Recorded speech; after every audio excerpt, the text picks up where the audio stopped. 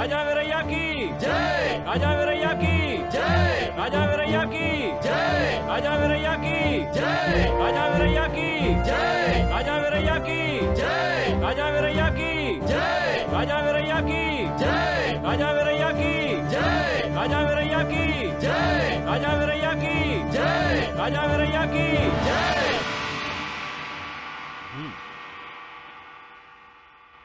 श्रीनिवासाय मंगलम, श्रीनिवासाय मंगलम।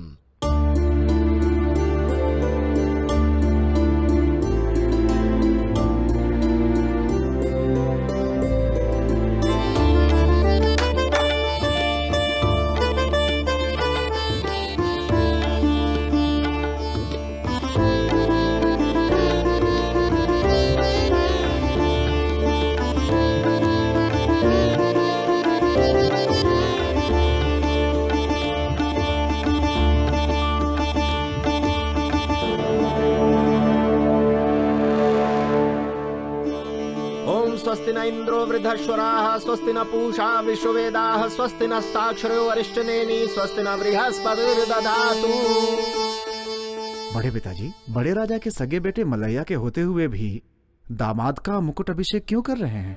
ऐसी बातें सभा में नहीं बोलनी चाहिए। फिर भी तुम्हारी जानकारी के लिए बताता हूँ, सुन।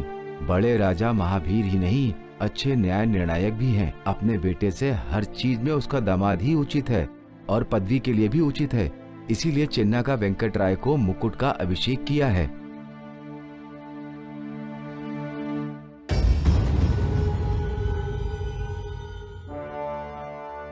मंत्रियों, सेनापतिगण, सभी बड़े पदवी वालों, बंधु मित्रों और प्रजागण, सभी को मेरा नमस्कार। उन दिनों मेरी धनुर्विद्या से खुश होकर बुक्करायलू जी ने इस बुक्कापट्टनम का मुझे सामंत राजा बनाया था, लेकिन अब मेरी उम्र बढ़ रही है, इसलिए अपने दामाद यानी मेरे भांजे चेन्नक वेंकट रायलू की बुद्धि सामर्थ्य को देखकर उससे खुश होकर मैंने ये फैसला किया है कि मैं इस संस्थान का वारिस और संस्थाधीश बना दूं।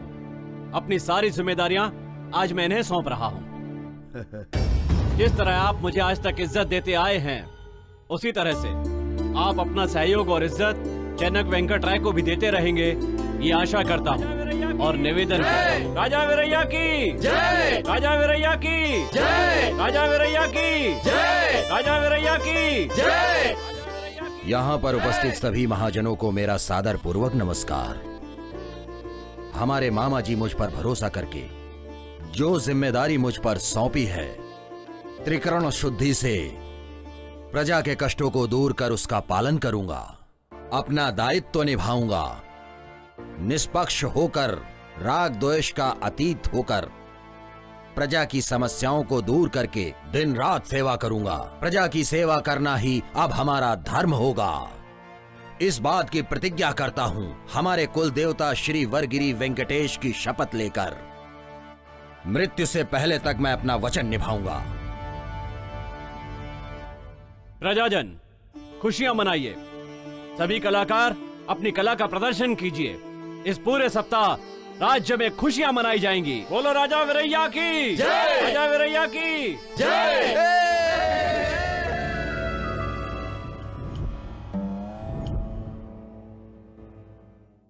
महाराजा, आपका मंत्री, सेनापति, कोषाधिपति और शास्त्री जी इंतजार कर रहे हैं।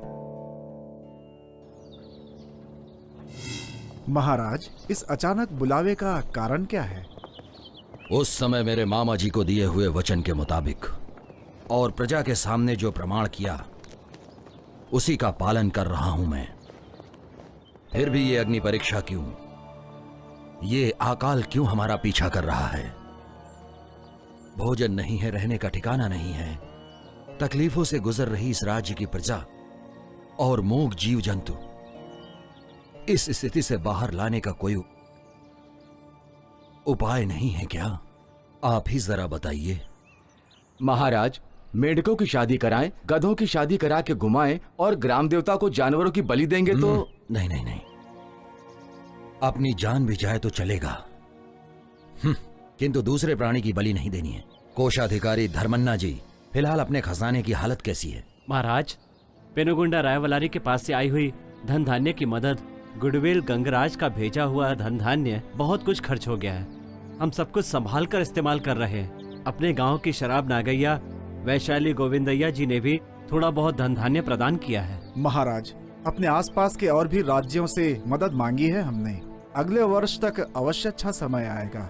महाराज, यदि आप बुरा नहीं माने तो मैं एक सलाह देना चाहता हूँ। बताइए। आपको याद होगा महारानी और आपने नारायण के जन्म के पश्चात कन्या रत्न के लिए मन्नतें मांगी थी। शास्त्री जी, जो भी बता रहे हैं ठीक से बताइए। आप तिरुपति जाएं और श्री वेंकटेश्वर स्वामी का दर्शन करें तो मन्नत के अनुसार आपको पुत्री पैदा होगी। इतना ही नहीं, ये अकाल और कष्ट दूर हो जाएंगे, ये मेरा विश्वास है। हाँ जीजा जी, शास्त्री जी ने जैसा भी बताया, आप वैसा ही तिरुपति जाके श्रीनिवास का दर्शन करके आइए। हाँ। कल ही स्वामी जी के दर्शन के लिए प्रस्थान करेंगे। सेनापति जी, आज्ञा महाराज। वहाँ प्रस्थान करने की तैयारी कीजिए। जो हुक्म महाराज।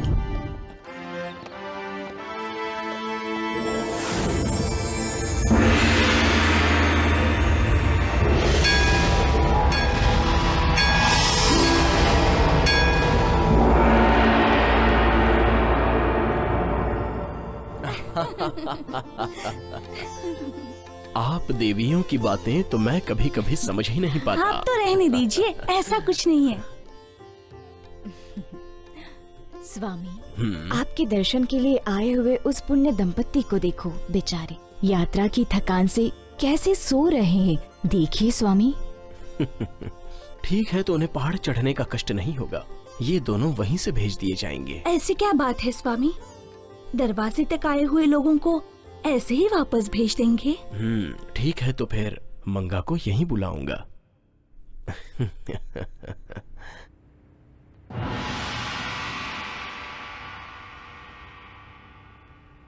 स्वामी, पुत्री मंगम्मा, सारी प्रजा अकाल और कष्टों से पीड़ित है, तो मन्नतों से बंधकर और चढ़ाओं से बंधकर यहाँ आना सही है क्या? मानव सेवा ही भगवान की सेवा है, ये नहीं पता? हाँ, वापस जाओ और जाकर गरीब और अनाथों में दान धर्म करो। मंगम्मा, अपना आंचल फैलाओ। ये तुम्हारी संतान के लिए है। मंगम्मा, ये तुम्हारी लंबी उम्र के लिए है। ये हल्दी और ये कुमकुम।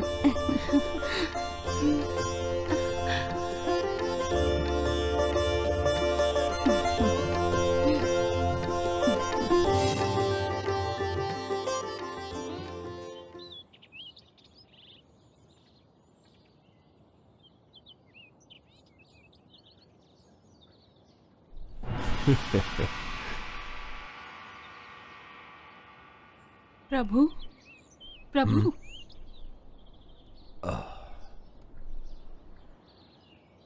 प्रभु, श्री वेंकटेश्वर स्वामी जी रात में मेरे सपने में अपनी देवियों के साथ आए थे। उन्होंने मुझे आशीर्वाद देकर कहा, तुरंत बुक्कापट्टनम जाकर अकाल और कष्टों से गुजर रही अपनी प्रजा की तन मन धन से जाकर मदद करो, और कहा मानव सेवा ही माधव सेवा है। तो चलेंगे? तो फिर हम तुरंत ही बुक्कापट्टनम जाकर के स्वामी जी के आदेशानुसार वैसा ही करेंगे। ठीक है जी। धन्यवाद महाराज। धन्यवाद जी। धन्यवाद जी। स्वामी, वो महाभक्त चेन्नक वेंकटा रायलू अपनी धर्मपत्नी मंगम्मा के साथ आपके आदेशानुसार दान धर्म कर रहा है। उन लोगों के राज्य से अकाल और संकट और कष्ट कब दूर होंगे स्वामी? इतना ही नहीं, उन्होंने आपकी आज्ञा का पालन भी किया। उनके मन्नत के अनुसार पुत्री को कैसे देंगे? ओहो, दोनों देवियां अपने आप को स्त्री समझने लगी हैं, इसलिए पुत्री के जन्म पर इतना गहन ध्यान दे रही हैं। हम पक्षपात नहीं कर रहे हैं स्वामी। आपने तो मंगम्मा को हल्दी कुमकुम देकर भेजा था और आपने तो फल देकर भेजा था। घर पर आई हुई स्त्री का ऐसा सत्कार करना, ये तो हमारा धर्म है। ठीक है, तो ध्यान से सुनिए। पिछले जन्म में वो मेरी बड़ी भक्त थी, पूजनीय। आज मंगम्मा के गर्भ में वो तिम्मामा बनकर जन्म लेगी। मंगम्मा के पेट में प्रवेश करते ही अकाल और कष्ट सब दूर हो जाएंगे। इतना ही नहीं, इस कलयुग में महासाध्वी बनकर उसका नाम उजागर हो जाएगा। सती तिम्मम्मा बनकर वो पुजारी अमर जी, हो जाएगी। मेरे नाम से अर्चना पूजा कीजिए। क्या पुजारी जी, सुनाई नहीं दे रहा है क्या? पूजा करने के लिए कहा तो कुछ बोल नहीं रहे। बहन जी रुकिए, जो अमावस्या और पूर्णिमा को आते हैं उनके लिए नहीं है। माता जी जो इस मंदिर में प्रतिदिन नियम से आती हैं, उनके आने के बाद ही यहाँ की पूजा प्रारंभ की जाएगी। क्या बात है पुजारी जी, हमारी युवरानी इतनी गई गुजरी है क्या? वहाँ देखिए, तिमाम्मा जी आ रही हैं।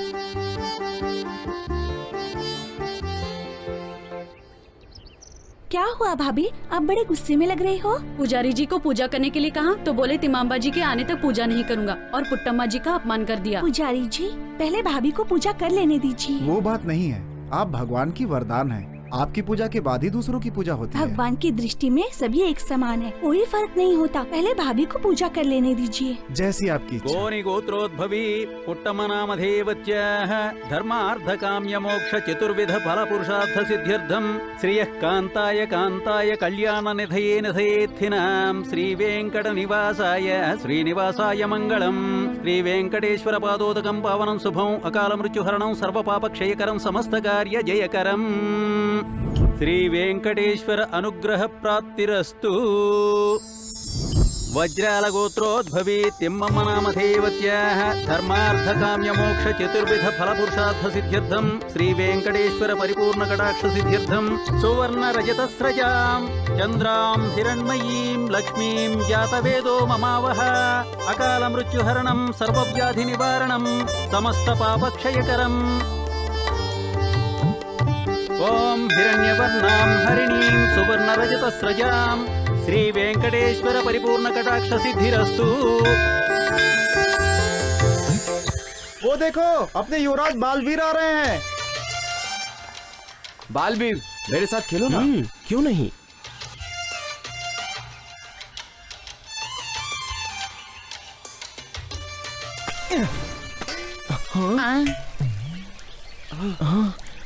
बालवीर ने गुल्ली को मारा तो मटका फूट गया और इस तपती गर्मी में आपका बदन भी ठंडा हो गया। रुकिए, मैं अभी दिखाती हूँ।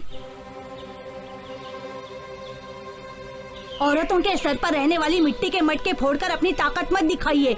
अगर असली मर्द है, अगर हिम्मत है, जोश है तुम में, तो इस जंगल की गायों को खाने वाले वाघ पर दिखाइए अपनी हिम्मत। अगर हिम्मत है तो मगधीर बनो। क्या बहन जी, मिट्टी का मटका फूट गया तो आप हमारे युवराज को गाली क्यों दे रही हैं? आपको रुकिए रुकिए, इसने जो कहा वो पूर्ण रूप से सच है। प्रजा के हित में काम करके अपनी ताकत दिखानी चाहिए, प्रजा और इस समाज की सेवा करनी चाहिए। इसलिए तुरंत जाकर मैं उस बाघ को मार कर आऊंगा। नहीं नहीं, बिल्कुल नहीं, आप अकेले नहीं जाएंगे। बाघ को मारना मामूली बात नहीं है। मुझे तो सोचकर ही डर लग रहा है। आप मत जाइए। बालवीर, मैं भी आ रहा हूँ। क्यों रे, क्या हमारे युवराज बाघ को मार देंगे? अपने बालवीर बाघ तो क्या, शेर को भी चिढ़ फाड़ कर रख देंगे। तो फिर चलो हम भी चलते हैं। आओ। हाँ चलो, मैं भी आ रहा हूँ।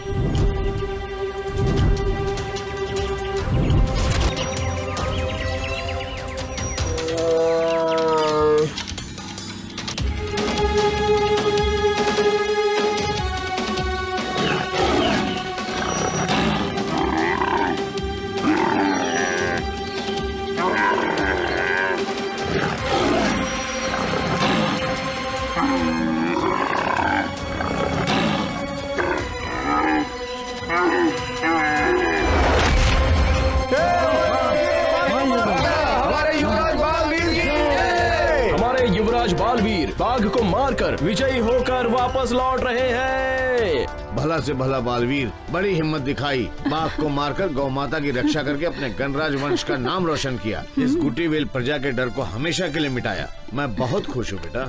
100 साल जियो बेटा। बड़ी माँ, इनके साथ मैं भी गया था। मुझे भी आशीर्वाद दीजिए। जीते रहो।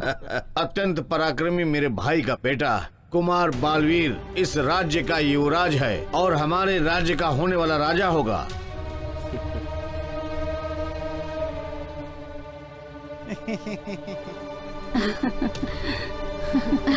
बड़े पिताजी, फिर मेरा क्या होगा? भाई कृष्ण राय जी बड़े भैया। विजयनगर चक्रवर्ती के बुलावे पर वेणुगोंडा में समस्त राजाओं की सभा में उपस्थित होने के लिए मैं जा रहा हूँ। कल सवेरे ही प्रस्थान कर रहा हूँ मैं। हमारे वापस लौटने तक राज्य की समस्त जिम्मेदारी आप पर ही है। ठीक है बड़े भाई। बालवीर, तुम भी अपने चाचा की मदद करो। चारों तरफ चोर और डकैत हमला कर रहे हैं, ये बात मुझे सुनाई दे रही है। तुम्हें जागरूक होकर के किले की रक्षा करनी है। और आप लोगों के साथ तो अपने सेनाधिपति वर्गानी मलैया जी तो हैं ही। ठीक है बड़े पिताश्री, आप निसंकोच जाकर आइए। बड़े पिताश्री, एक बात बोलना भूल गया, जाते जाते रास्ते में बुक्कापट्टनम में हमारे मामा जी के घर एक दिन बिताकर ही आइए। ठीक है कुमार। हाँ बड़े पिताश्री, मामा जी को ये भी बताइए कि घर के सभी लोगों को हमने अंतः मन से याद किया है। बता दूंगा। बड़े पिताजी, हमारी भाभी तिमाम्मा को मेरा भाई बार बार याद कर रहा है। आई!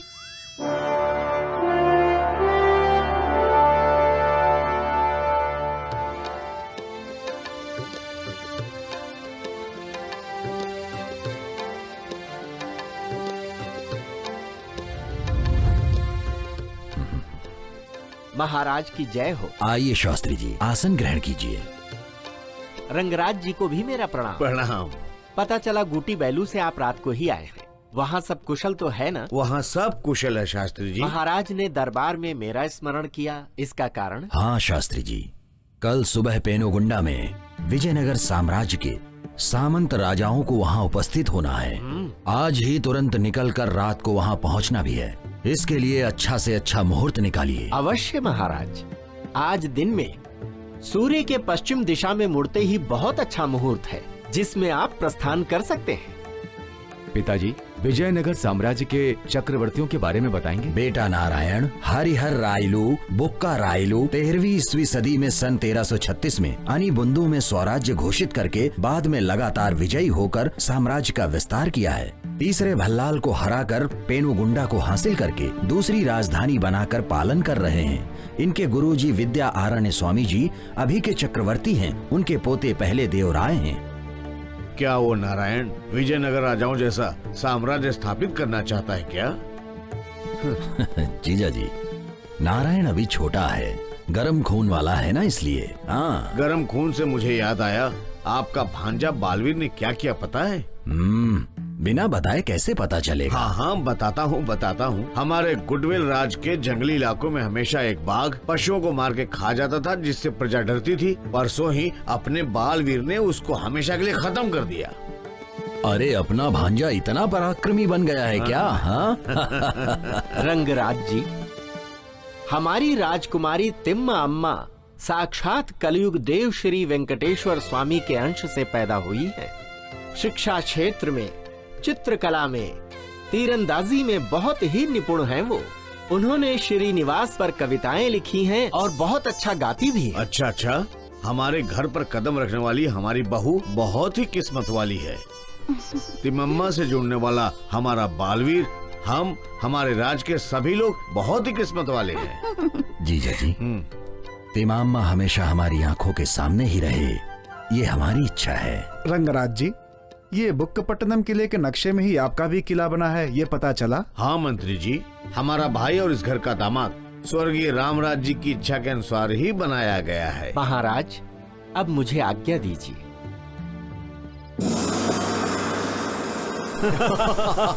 युवराज जी, क्या आपने मुझे बुलाया? आइए मंत्री जी, आइए। ये विक्रम सिंह है, चंबल घाटी के बहुत ही मशहूर डकैत। ये तो भैंसे के जैसा लग रहा है। किसी के ऊपर हमला किया तो बचता नहीं है। पहले तो जान लूटते हैं और उसके बाद माल लूटते हैं। रात होते ही गांव पर टूट पड़ते हैं। 6 महीने लूटपाट करते हैं और 6 महीने चंबल घाटी में मस्ती करते हैं। युवराज, हाँ। इनसे आपका परिचय कैसे हुआ? मेरा व्यक्तिगत जासूस है ना कालिया, वो इन्हें लेकर आया है। कहाँ है कालिया? हाँ, वो देखो, वो रहा। ज्यादा पी के कहीं ऊपर तो नहीं चला गया? हमें इनसे क्या काम है युवराज जी? हमारा शत्रु रंगराज विजयनगर साम्राज्य की सभा में गया है ना, गोटी वेलू में। बलवीर इस समय अकेला होगा तो आज की रात में विक्रम सिंह अपने आदमियों के साथ गुटवेलू पे आक्रमण करके बलवीर को मारकर सब कुछ लूट लेगा। उन्हें मिलेगा धन और हमें मिलेगा बलवीर का शव। पिताजी की अनुमति के बिना ऐसा धोखाधड़ी, ऐसा विश्वासघात करेंगे? मंत्री जी, ये धोखाधड़ी नहीं है, बदला है। बलवीर मेरा दुश्मन है। मैंने बचपन में हिरण का शिकार किया था। मेरे बाण लगा हुआ हिरण उसके राज की सीमा में चला गया था। उसने मुझे वो हिरण नहीं दिया, कहा कि मैं इसके प्राण बचाऊंगा। इसलिए बचपन से ही मैं उसे अपना दुश्मन मानने लगा हूं और उन पर हमला करने का इससे अच्छा मौका मुझे कभी नहीं मिलेगा। आज रात को ही सब कुछ योजना के अनुसार हो जाना चाहिए। कल का सूरज वो नहीं बल्कि उसकी लाश देखेगी। कुछ हो गया तो राजा जी को आपको ही जवाब देना पड़ेगा। उस बालवीर का काम आज रात को ही तमाम हो जाना चाहिए। बालवीर के हाथों से तो ये पागल मरने ही वाला है और उसके बाद तो तुझे भी अकल आ जाएगी। परसों तू जंगली बाघ से बच गया, लेकिन इस चंबल डकैत से बच नहीं पाएगा। आज की रात ये मदिरा के गिलास के साथ ही सोना है क्या? कुछ नहीं विक्रम जी, आपके लिए हमारी युवराज जी ने खास तैयारी कर रखी है। पहले इसका स्वाद लीजिए, बाद में वो सब भी।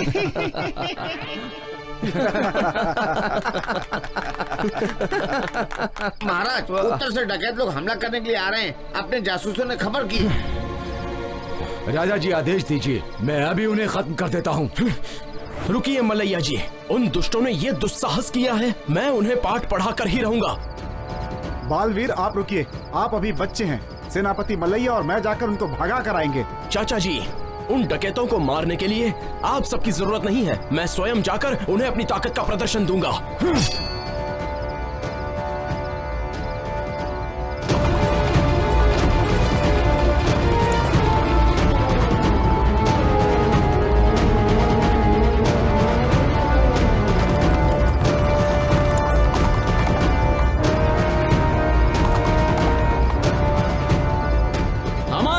डकैतों को मारकर विजय प्राप्त करके आ रहे हैं।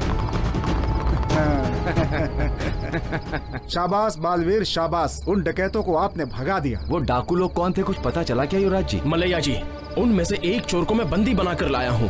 प्रस्तुत किया जाए। कौन हो, कहाँ से आए हो? मैं विक्रम सिंह नाम के डकैत के साथ आया हूँ। उनकी मदद करने वाले राजा फड़िंदर ने भेजा है। चाचा जी, आज्ञा दीजिए, मैं शीघ्र जाकर तलपुल राज का सर्वनाश करके आऊंगा। आस्तीन में छिपे सांप को बाहर निकलने से पहले ही मार देना चाहिए। शांत हो जाइए बालवीर, शांत हो जाइए। डकैतों को अपने यहाँ आने से रोकना एक अलग बात है, लेकिन पड़ोसी राज्यों के साथ युद्ध करना एक अलग बात। हाँ युवराज जी, वो फड़िंदर एक डरपोक इंसान है। डकैत लोग को हमारे पास भेजकर अपनी असमर्थता दिखा रहा है। उसको तो ऊपर वाला ही देखेगा। तुरंत इस डकैत को बंदी बनाकर कारागार में डाला जाए।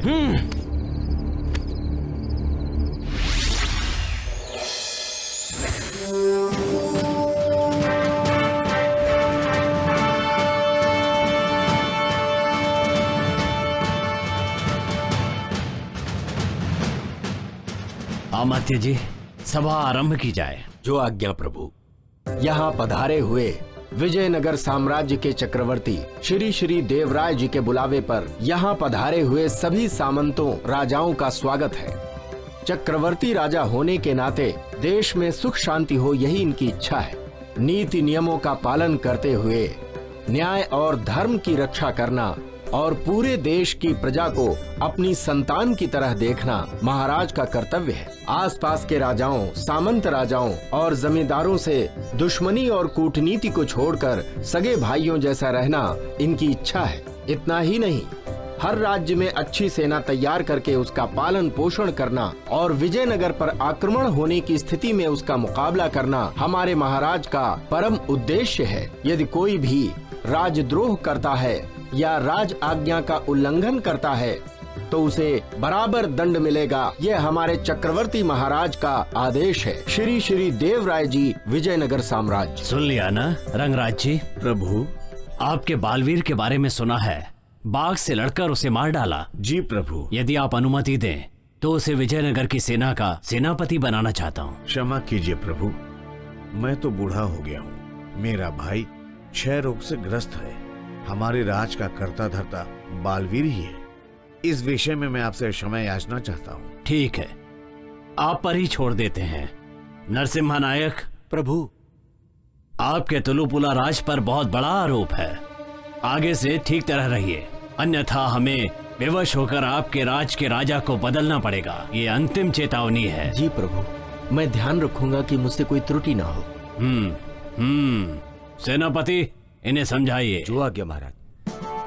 सभा को नमस्कार। 15 दिनों में पेनुगोंडा के गुरुकुल में साल भर में शिक्षा, युद्ध तंत्र सिखाने के लिए बंदोबस्त किया गया है। 18 साल के युवा लड़के आकर के इन विद्याओं का अभ्यास करें और युद्ध कलाओं का ज्ञान लें और इसमें पारंगत बने, ऐसी महाराज की आज्ञा है।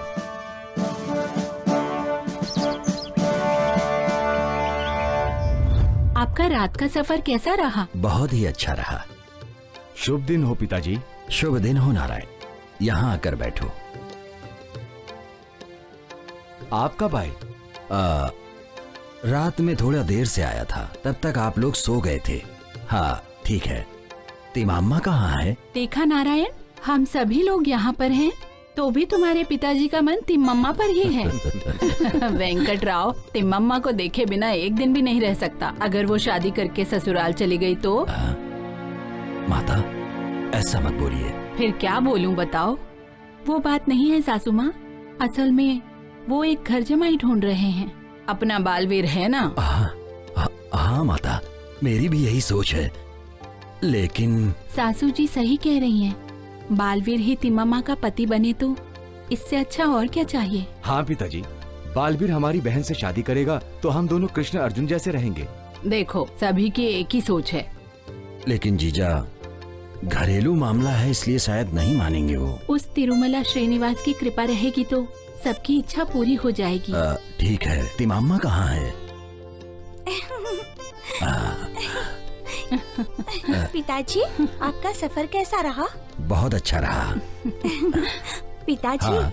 वर्गिरी वेंकटेश्वर का प्रसाद है ये। श्रीनिवासा। ये लो माँ।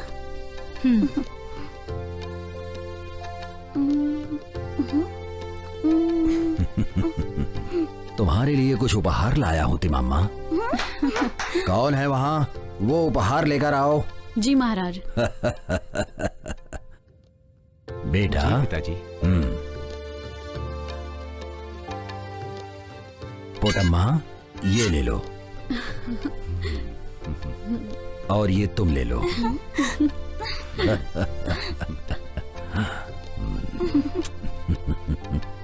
वो मुझे भी चाहिए।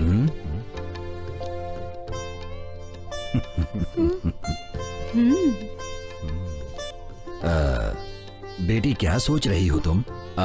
रंग संदूक के लिए ना? वो हिल न जाए इसलिए संभाल के रखा था। वो रंग बिरंगी संदूक लेकर आओ। जी महाराज। ये ले लो बेटी।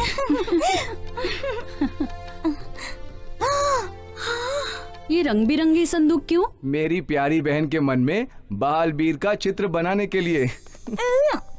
तब जीजा का चित्र नहीं, बंदर का चित्र बनेगा। पिताजी देखिए ना, भैया किस तरह से चिढ़ा रहे हैं मुझे। इन्हें घर से बाहर भगा दीजिए। बेटा नारायण, पेनुगोंडा गुरुकुल में सामंत राजाओं के वारिसों को शिक्षा और युद्ध तंत्र लगभग साल भर सिखाया जाएगा। 15 दिनों में शुरू हो जाएगा। तुम भी वहाँ जाने की तैयारी शुरू करो। जो अरे बाप रे, साल भर! भैया को देखे बगैर मैं कैसे रह सकती हूँ? अभी तो इसे किले से बाहर भगाने के लिए कहा था। वो तो सब झूठ मूठ का था माँ। भैया का रहना ही मेरे लिए सौभाग्य है। देखी ना इन भाई बहन की अनबन। वेंकटेश्वर, इन दोनों भाई बहनों के बीच प्रेम और अनुराग इनके मरते दम तक ऐसा बना रहे।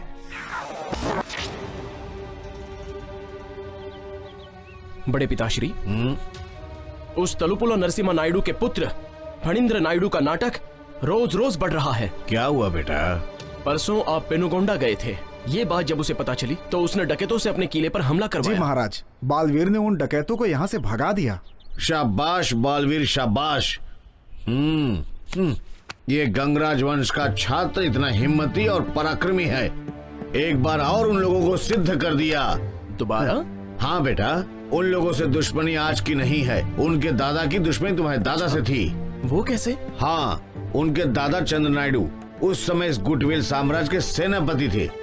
उन्होंने एक बार तुम्हारे दादाजी को हानि पहुंचाना चाहा। तुम्हारे दादा ने उन्हें मार के इस राज्य से उन्हें हमेशा के लिए निकाल दिया। उस पर हमेशा नजर रखना तुम बेटा। ठीक है। अरे आपने हमारे भाई वेंकट राय के घर की बातें नहीं बताई? तिम्मामा कैसी है? हाँ, बहुत अच्छी है। अपनी तिम्मा लाल गुलाब जैसी दिख रही है। वो वीणा बजाते हुए मधुर गीतों से श्रीनिवास का कीर्तन करती हुई आहा कितनी सुंदर दिखती है। हाँ, पैसे बता रहे हैं तो मुझे अभी जाकर उसे देखने का मन कर रहा है। हाँ, बोलना भूल गए बालवीर। वेणुगोंडा गुरुकुल में साल भर के शिक्षण के लिए तुम्हें जाना होगा। 15 दिनों में तुम्हें निकलना होगा। सारी तैयारी कर लो। ठीक है। पुत्र फणींद्र, मंत्री जी ने सारी घटना हमें विस्तार से बताई है। विजयनगर से चक्रवर्ती राजा की हमें चुनौती मिली है। यदि हमने बुद्धि से काम नहीं लिया तो ये राज्य अपने हाथों से निकल जाएगा। पिताजी, बालवीर मेरा बहुत बड़ा दुश्मन है। उससे बदला लिए बिना मैं सोऊंगा नहीं।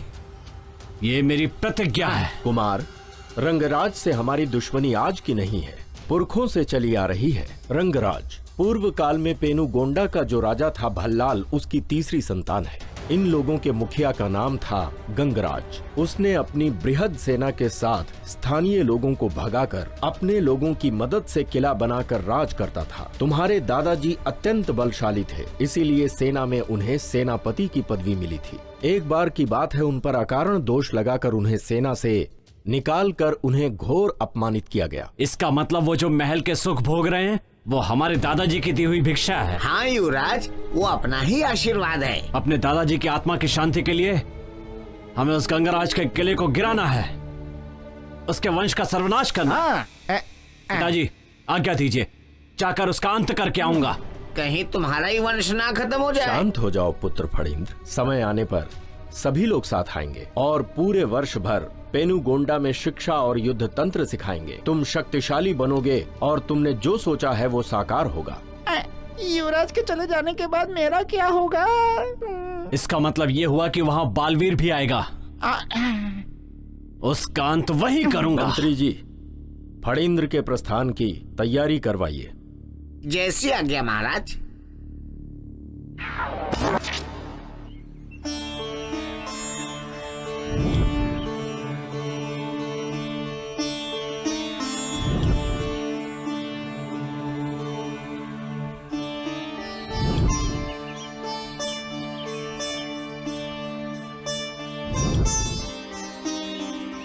युवराजाओं, मुझे आपका नाम और राज का विवरण दीजिए। मेरा नाम नारायण है। मेरे राज का नाम बुकपट्टनम है। मेरा नाम है बालवीर और हमारा राज है गुटवेलू। तो यही है बालवीर। मेरा नाम धर्म नायडू है। हमारा राज नागराज है। मेरा नाम फरींद्र नायडू है और राज्य का नाम तलुपुलु है। मेरा नाम वेंकटपति नायडू है। हमारे राज का नाम चंद्रपुर है।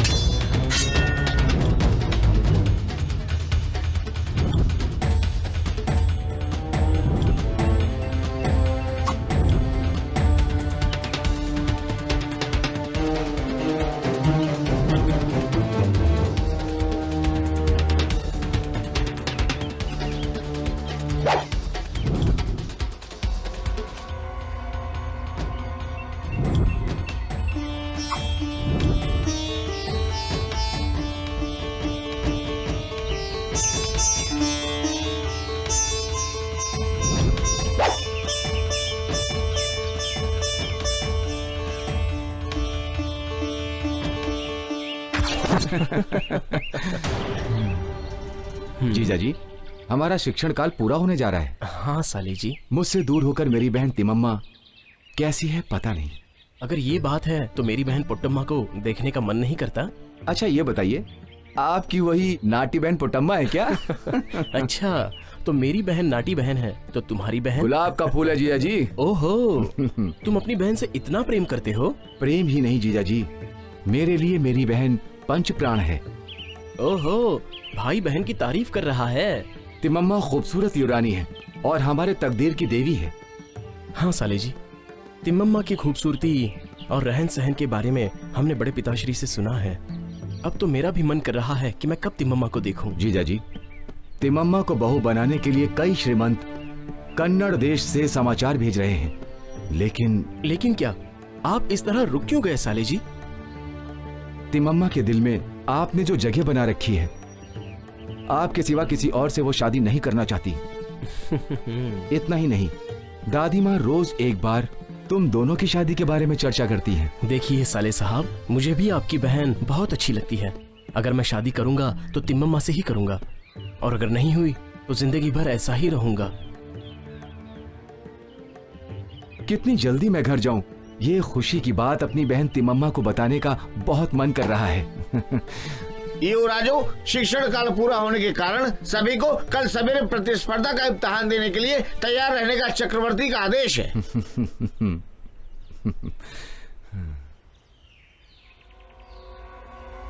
मतलब तिम्मामा बहुत खूबसूरत है, अप्सरा जैसी।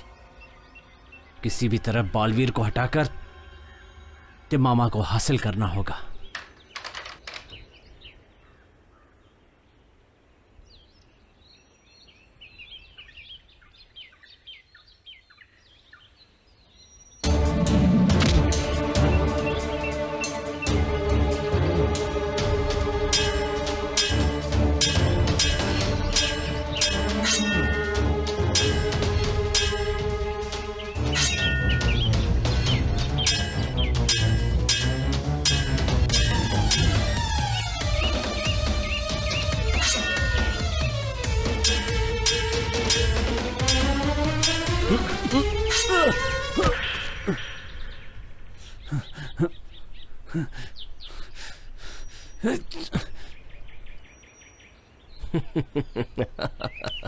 हाँ, तुम्हारा शिक्षण काल पूरा हो गया है। अब तक हुए सारे शिक्षण काल में बालवीर ही प्रथम स्थान पर रहा है। और नारायण दूसरे स्थान पर। अब इन्हें जो भेंट मिलेगी वो चक्रवर्ती के हस्ते।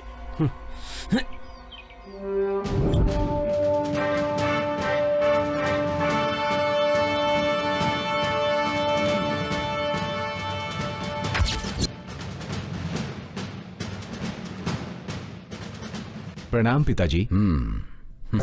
बेटा नारायण, बहुत दुबले हो गए हो। बेटा नारायण, तुम्हारे शिक्षा के दिन कैसे रहे? बहुत अच्छे रहे हैं पिताजी। बालवीर की प्रतिभा के सामने कोई भी नहीं टिक पा रहा था। बालवीर को प्रथम स्थान और मुझे द्वितीय स्थान मिला। उसके अंदर उसके मामा के सारे गुणगान जो आ गए हैं। वो अपना लक्ष्मम्मा का बेटा है।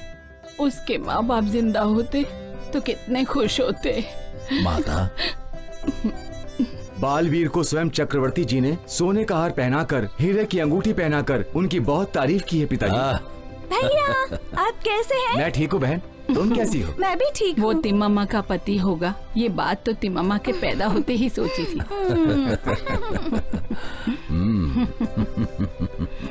नारायण और पोटम्मा की, बालवीर और तिमम्मा की विवाह जो कराना है, लेकिन तिमम्मा को ससुराल भेजना मुझे पसंद नहीं है।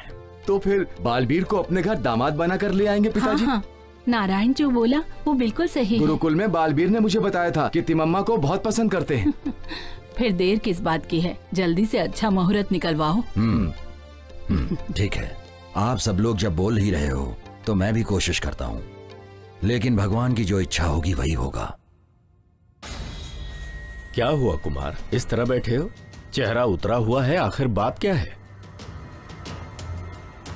अब क्या बताऊं पिताजी, गुरुकुल में भी मुझे अपमान ही मिला है। क्या कह रहे हो? अपमान? पेनु गोंडा चक्रवर्तियों ने विद्याभ्यास के लिए बुलाकर अपमान किया? ये बात नहीं है पिताजी। गुरुकुल में बालवीर मेरे बीच में दीवार बनकर खड़ा हो गया। उसने वहां सभी प्रतियोगिताओं में मुझे हराकर पहला स्थान प्राप्त कर लिया। सभी खड़े होकर उसका अभिवादन कर रहे थे और मेरा खून खौल रहा था। रोते रहो। क्या कहा आपने? मैंने कहा युवराज जी आप रोइए मत। मंत्री जी, आपको ही कोई व्यू रचना करनी है। धोखेबाजी करके ही सही, लेकिन बालवीर को रास्ते से हटाना है। तुम गुरुकुल से अभी अभी आए हो, थोड़े समय तक विश्राम करो। जय पराजय भगवान के हाथ में है, बाकी मुझ पर छोड़ दो। आपको एक बात बतानी है। उस बुक्कापट्टनम चेन्नक वेंकट राय की बेटी तिम्मम्मा, सुना है बहुत खूबसूरत और गुणवान। अरे काम पिशाच, मैं उससे शादी करना चाहता हूँ।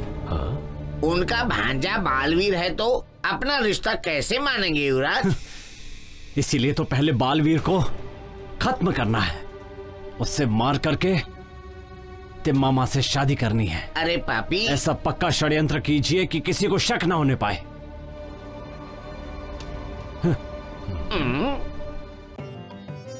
हमारे गंगराज वंश को इज्जत और शोहरत दिलाने वाले हमारे बालवीर को गुटुवेल राज का संस्थानाधीश बना रहा हूँ और वेंकटपति रायलू उनके आंतरिक सहायक बनकर हमेशा उनके साथ रहेंगे। गुरुकुल में सभी विषयों में प्रथम रहकर विजयनगर के चक्रवर्तियों से प्रोत्साहित होकर बालवीर ने हमारे राज्य का नाम बढ़ाया है। अतः मैं अपनी तरफ से इन्हें 2 गांव उपहार स्वरूप दे रहा हूँ। बड़े पिताजी मुझे भी कुछ काम बताइए ना।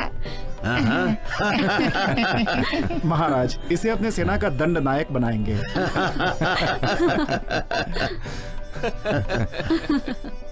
प्रभु, अपने बालवीर की शादी करके उसे घरवाला बना देंगे तो अच्छा है।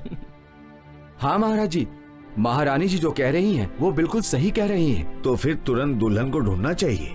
प्रभु, अपनी भांजी तिम्मामा है तो दूसरी बहू क्यों ढूंढना है, वो बात बताइए। नहीं है चंद्रमती। मैं परसों बुक्कापट्टनम गया था तो चेन्नक जी कह रहे थे अगर घर का दामाद बना ले तो कैसा रहेगा। तो फिर बालवीर का तिम्मामा से शादी करने का कोई योग नहीं है? जैसी ऊपर वाले की मर्जी। अच्छा दिन देख के चेन्नक वेंकट राय को समाचार भेज दूंगा। नमस्कार। नमस्कार।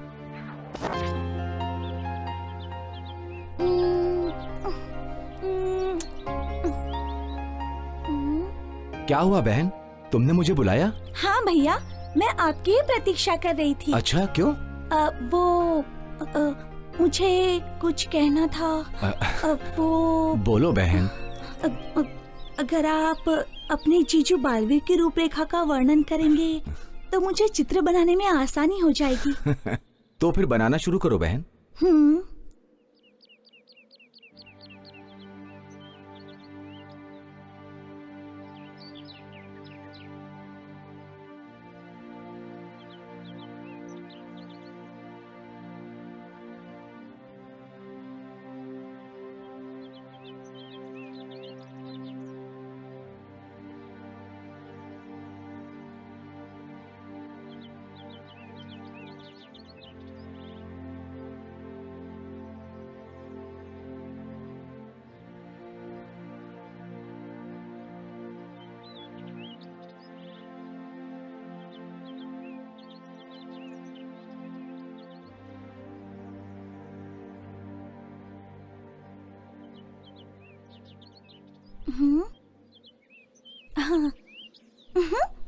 अरे, ये तो एकदम बालवीर के जैसे लग रहे हैं। इतनी अच्छी चित्रकारी कैसे करी बहन? जीजू ये बताइए, उस तिम्मामा को मेरे भाई से प्यार है क्या? ओह। हाँ, है तो। इस चित्र को किसी भी हाल में मुझे मिटाना है। आइए चलिए।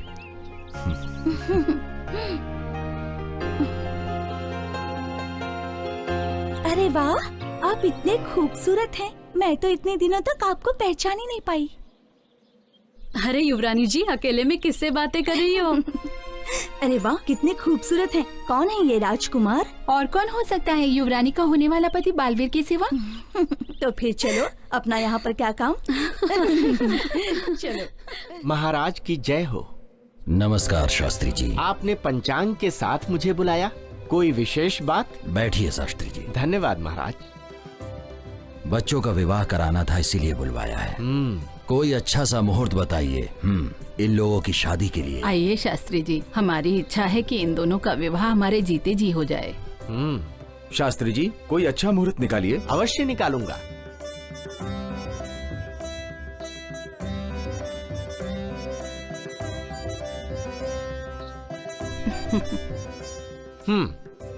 महाराज, पोट्टम्मा नारायण का विवाह अगले माघ मास में कराना अत्यंत श्रेष्ठ है। तत्पश्चात तिम्मम्मा की कुंडली के अनुसार आने वाले 6 महीनों तक विवाह हेतु शुभ मुहूर्त नहीं है। बेटा वेंकट राव, बालवीर को घर दामाद बनाने के लिए बात करनी थी ना। नारायण पोटम्मा की शादी में रंगराज से बात करने का सही मौका मिलेगा, यही समय उचित रहेगा। ठीक है, ऐसा ही करेंगे। वैसे भी नारायण और पोटम्मा तिम्मम्मा से उम्र में बड़े हैं, पहले उन लोगों का विवाह करेंगे। शुभस्य शीघ्रम। मैं चलता हूँ।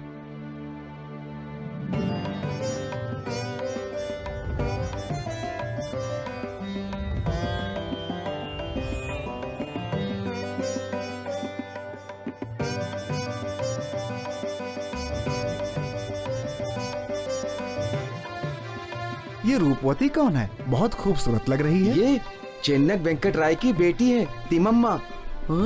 इनसे शादी करने वाला बहुत तकदीर वाला होगा। और कौन? गुडवेलु युवराज बालवीर है। अच्छा। हाँ। ओहो। ऐसा है क्या?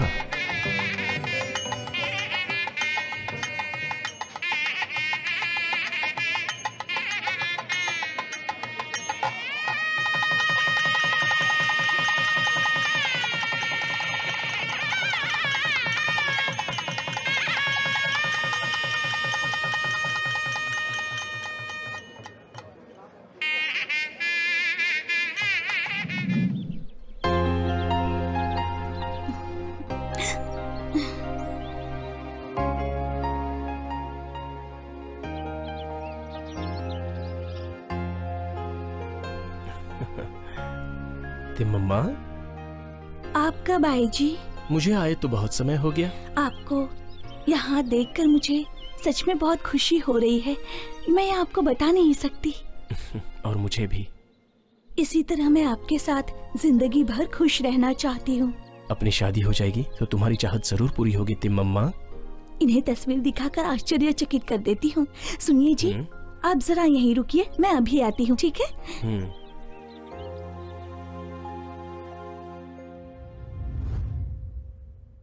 मैं अपनी तिम्मम्मा की बालवीर से शादी जो कराना चाहता हूँ, इस बात से क्या अभिप्राय है? हमें कोई अभिप्राय नहीं।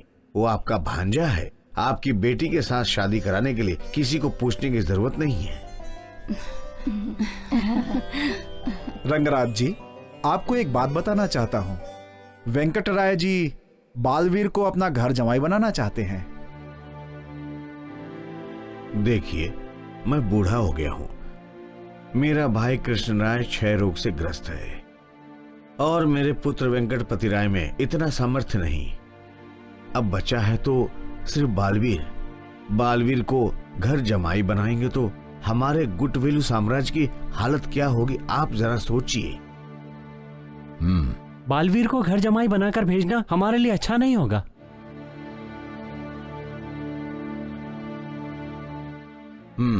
हमें थोड़ा सोचने का मौका दीजिए, फिर बताता हूँ। आखिरकार बालवीर है कहाँ?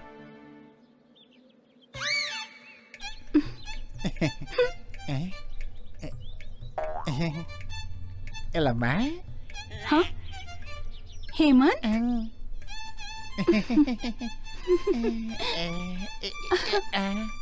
छोड़ दो ना, आखिर तुम यहाँ क्यों आए बताओ?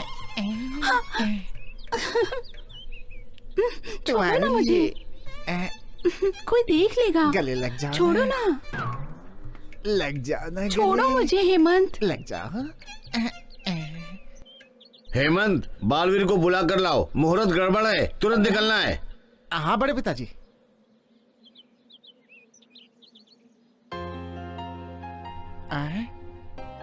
बालवीर, बालवीर, बड़े पिताजी जा रहे हैं, आपको तुरंत बुलाया है।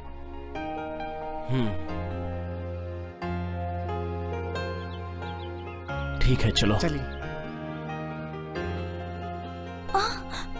यहीं पर तो थे, कहाँ चले गए?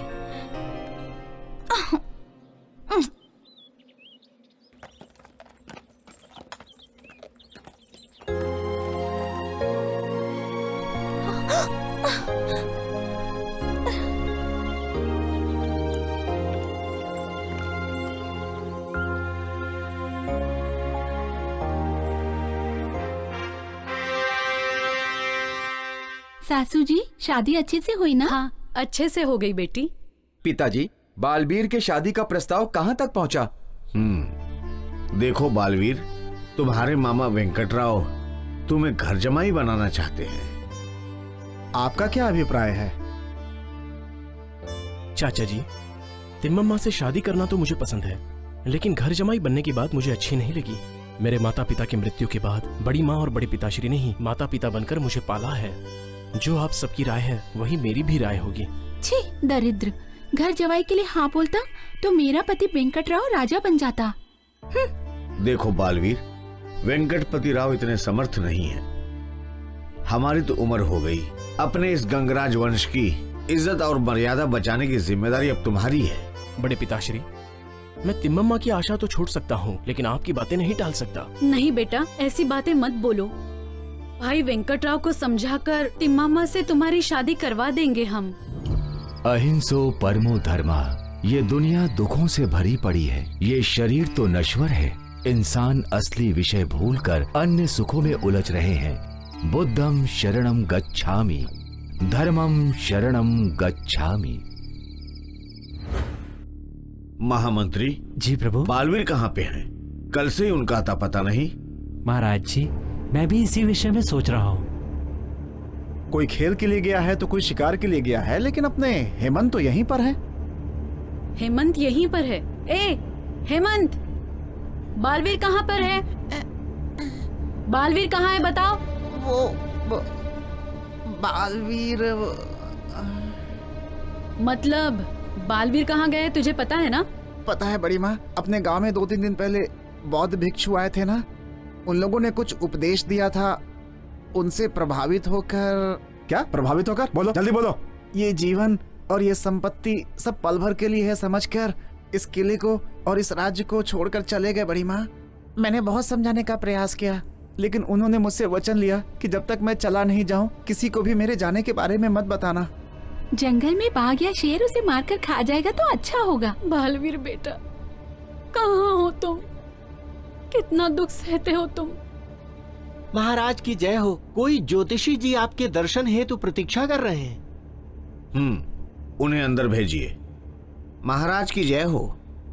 बालवीर नहीं दिख रहे हैं, इसकी चिंता मत करिए। वो जहाँ भी हैं सुरक्षित हैं। जंगलों में सन्यासी बनकर योगियों के साथ मिलकर जीवन का मोक्ष पाने के लिए भ्रमण कर रहे हैं। कुछ दिनों में वापस लौट आएंगे। उसके लिए थोड़ा समय लगेगा। आप बिल्कुल चिंता मत करिए। बहुत अच्छी बात है, आपके आने से हमें खुशी मिली। हाँ मंत्री तिपन्ना जी, ज्योतिषी जी का सत्कार करके भेजिए। ठीक है प्रभु, आइए मेरे साथ। कृतज्ञ हूँ महाराज।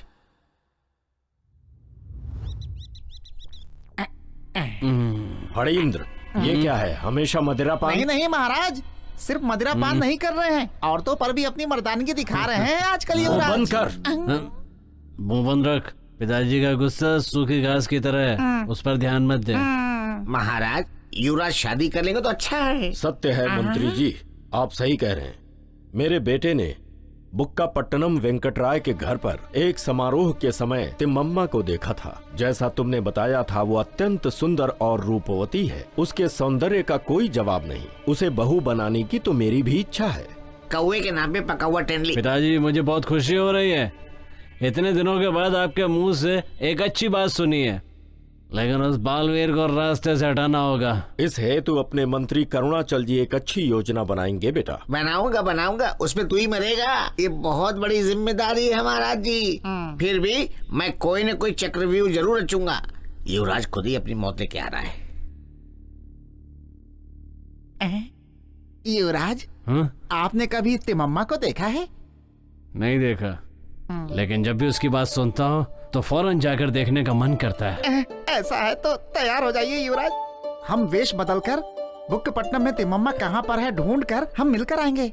हाँ।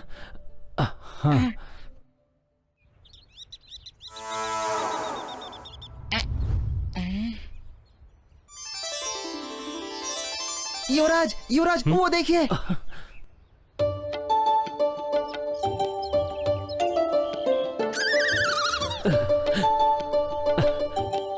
अरे कालिया, वो जो बीच में है वही तिम्मम्मा है ना? युवराज जी बिल्कुल रंभा जैसी दिख रही है ना? कालिया, रंभा जैसी नहीं रे, वो तो साक्षात देव कन्या लग रही है। हाँ युवराज जी, आप दोनों की जोड़ी बड़ी अच्छी लगेगी युवराज जी। हाँ रे, पिताजी ने बिल्कुल सही कहा था, इतनी सुंदर लड़की धरती पे दूसरी नहीं हो सकती। युवराज जी मेरी एक छोटी सी इच्छा है, पता ना? आप उस तिम्मम्मा से शादी कर लीजिए तो सभी दासियां मेरी हो जाएंगी। उतर नीचे। अब तो बालवीर को मार के ही इस तिम्मम्मा को अपना बनाना है। युवराज जी बस कीजिए, उनके सैनिकों ने देख लिया तो गड़बड़ हो जाएगी। अब तो हमने भेष बदल दिया है ना? जी मेरी बात सुनिए, अभी चलिए यहाँ से, चलिए चलिए। रुक ना। अरे चलिए, अरे रुक, चलिए, देखने तो दे।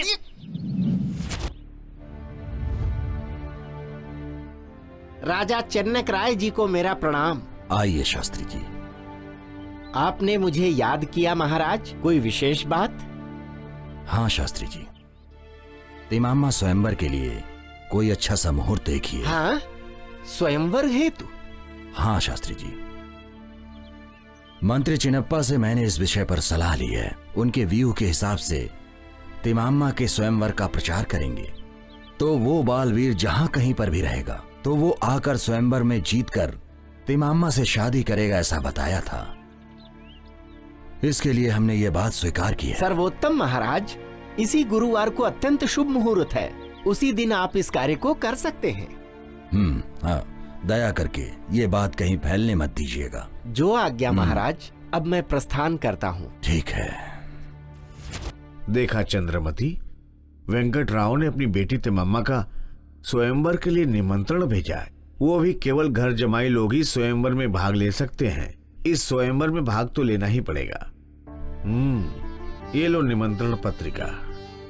कितना कठिन मनुष्य है ये, अपने भांजे पर जरा सा भी रहम नहीं, कैसा व्यवहार कर रहे हैं। हाँ, हम लोग भी अपने बालवीर को घर जमाई बनने के लिए भेजना चाहते हैं, लेकिन वो इस वक्त हमारे पास भी तो नहीं है। ये तो अपना अपना कर्म है। बौद्ध भिक्षु यहाँ पर फिर क्यों आए, और उन लोगों की बातें सुनकर सब कुछ छोड़कर जंगल जाने का क्या उचित है? नहीं आएगा तो अच्छा होगा, मेरा पति राजा बन जाएगा। न जाने कौन से जंगलों और पहाड़ों में वो घूम रहा होगा। इस स्वयंवर के बारे में उसे कैसे पता चलेगा? कम से कम उस तिम्मम्मा की पूजा का कुछ तो असर होता। वो बालवीर वापस लौटकर तिम्मम्मा से शादी करेगा तो अच्छा रहेगा। उस जोशी ने जैसे बताया है कि बालवीर लौटकर जरूर आएगा, ऐसा मेरा भी भरोसा है। महाराज, अगर आप आज्ञा दें तो मैं स्वयं जाकर उन्हें ढूंढ लूंगा। नहीं मलैया, दंडनायकों और सिपाहियों को वहां भेजो। ठीक है महाराज। बड़ी माँ, मुझे आशीर्वाद दीजिए। बड़ा बेटा जंगल और पहाड़ों में घूम रहा है, इस बात से हम दुखी हैं। ये कैसा नाटक है जो तुमने ऐसा भेष बनाकर रखा है हेमंत? मैं नाटक नहीं कर रहा हूँ बड़ी माँ, मैं साधु बना हूँ इसलिए ताकि बालवीर जी को यहाँ पर वापस ला सकूं। मुझे आशीर्वाद दीजिए बड़ी माँ। हर हर महादेव शंभो शंकर, हर हर महादेव शंभो शंकर। देखिए महाराज, अच्छा समय आया तो चल के आने वाला बच्चा पैदा हो, ऐसा बोलते हैं। इस तलुपुला युवराज फटिंदर का भी तकदीर ने दरवाजा खटखटाया। आप बहू बनाना चाहते थे, इसलिए तिम्मम्मा के स्वयंवर का निमंत्रण भी मिल गया। एक तरफ बालवीर का संन्यास और दूसरी तरफ तिम्मम्मा का स्वयंवर। इन इम्तिहानों में फटिंदर जी जरूर जीतेंगे, तिम्मम्मा से ब्याह करेंगे, ये मैं पक्का बता सकता हूँ महाराज। बिल्कुल ठीक कहा महामंत्री जी ने। स्वयंवर में जीत मेरी ही होगी और तिम्मम्मा भी मेरी ही होगी और बुक्कापट्टनम भी मेरा होगा। अगर स्वयंवर में बालवीर आ गया तो? वो नहीं आ पाएगा। वो तो बिना कुछ खाए पिए पहाड़ों और जंगलों में घूम रहा है। अगर वो वापस आ भी गया तो मुझसे जीत नहीं पाएगा। सपना देखते रहो, सब कुछ अच्छा होगा। बुक्कापट्टनम के चारों तरफ पहरा बिठा दो, बालवीर अंदर नहीं आना चाहिए। बालवीर को किसी भी तरह रोकना होगा। अगर वो कहीं दिख जाए तो उसे फौरन रास्ते से हटा दीजिए। ये तेरे स्वयंवर का निमंत्रण नहीं, तेरी मौत का निमंत्रण है। युवराज जी सुनिए, आप स्वयंवर के लिए तैयार हो जाइए, आपके लिए सब अच्छा होगा।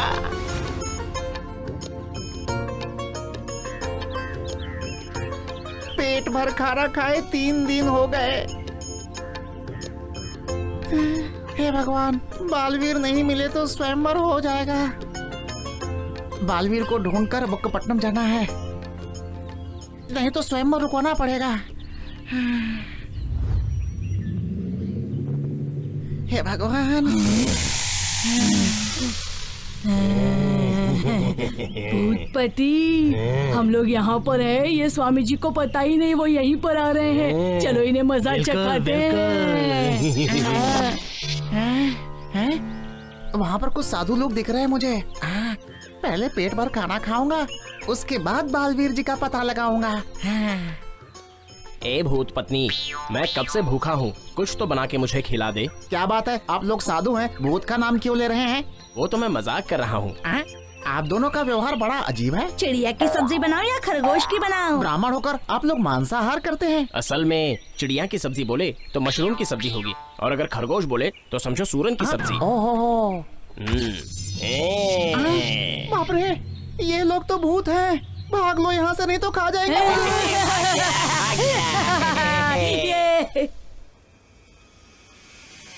बेटी तिम्मम्मा, सब कुछ अच्छा ही होगा, चिंता मत करो, मन की सारी कामनाएं पूरी होंगी।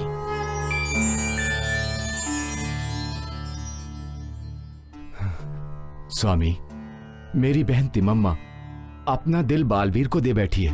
वो दूसरे को पति नहीं मान सकती है। कैसे भी करके इस समस्या का समाधान निकालिए प्रभु।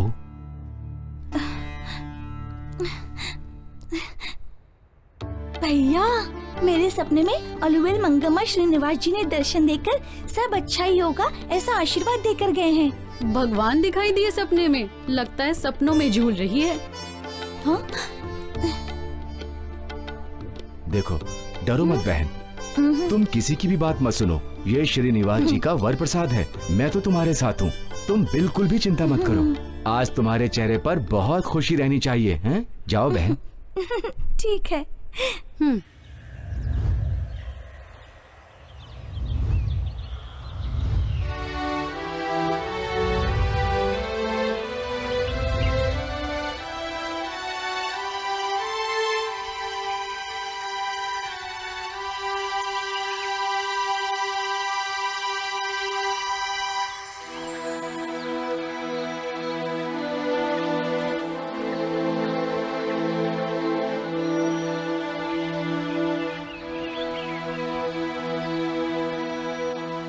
गुरुजी को मेरा प्रणाम। आयुष्मान भव। स्वामी जी, मैं गुटवेलू राज का युवराज बालवीर हूँ।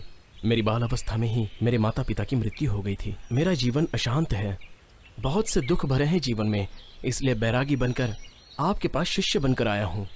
मुझे आपका शिष्य स्वीकार कीजिए, मैं शिष्य बनकर आपकी सेवा करना चाहता हूँ। बालवीर, तुम्हारा कर्मफल अभी पूरा नहीं हुआ है। तुम गृहस्थ जीवन में रहकर एक महासाध्वी के पति बनकर, महावीर बनकर कर्षक धर्म योगों के साथ भव सागर को पार करना होगा। उस श्रीनिवास के वर प्रसाद से जन्मी तिम्मम्मा तुम्हें मन ही मन अपना पति मान कर बैठी है। तुम्हारे मामा ने उसके स्वयंवर का प्रचार किया है। कल सुबह ही उसका स्वयंवर है। तुम्हारे लिए तिम्मम्मा और नारायण राह देख रहे हैं। तुम शीघ्रातिशीघ्र जाओ। स्वामी जी, समय बीत गया है, मैं वहाँ कैसे पहुँच पाऊंगा, और इस वेश में बिना हथियार के। ओम श्रीनिवासाय नमः।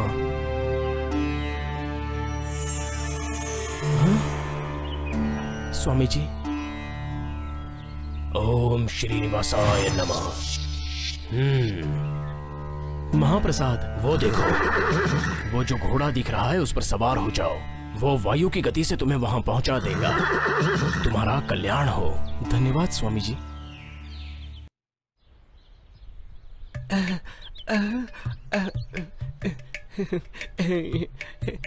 लम्मा लम्मा, तुम मुझे बहुत पसंद हो। मैं अपनी मन की बात बताने के लिए बहुत दिनों से सोच रहा था। तुम्हारे आसपास सब लोग रहते हैं, इसीलिए कभी नहीं कह पाया। बोलो, क्या तुम मुझसे शादी करोगी? बस करो अपनी बकवास। मैं मेरा पति हेमंत को मान चुकी हूँ। क्या कह रही हो हेमंत? वो तो बालवीर के साथ सन्यासी बनने जंगल चला गया है। नहीं, मेरा कामदेव तो वही हेमंत होगा और दूसरा कोई भी नहीं। अगर उससे विवाह करोगी तो तुम्हें बुक्कापट्टनम छोड़ के जंगल जाना पड़ेगा। हाँ तो क्या हुआ, दिल दिया तो छोड़ दूंगी क्या? जरूरत पड़ने पर मैं उसे साथ ही रहने के लिए कहूँगी। कौन है तू? रुक जा वहीं पे। एलम्मा, मैं तुम्हारा हेमंत। एलम्मा, हेमंत? एलम्मा, हेमंत क्या है हेमंत? कैसे हो तुम? दुबले हो गए हो। वो सब बाद में, लेकिन पहले हम लोग वहाँ पर जाएंगे। ना किला संभालो। हाँ। चलो।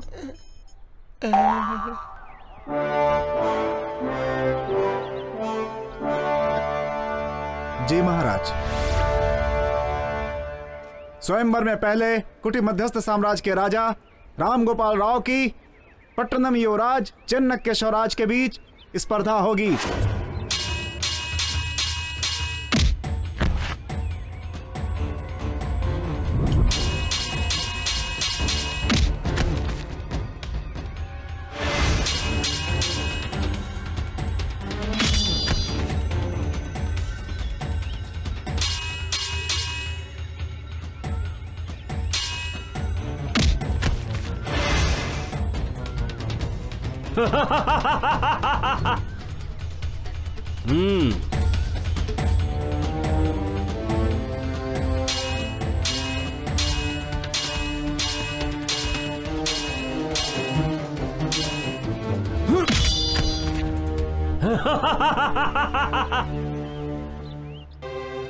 तिम्मम्मा मेरी है। मेरी विजय की जयकारे लगाओ। मैं हूं सबसे बड़ा वीर। तिम्मम्मा मेरी है। अगर किसी में हिम्मत है तो सामने आए। मैं हूं बालवीर।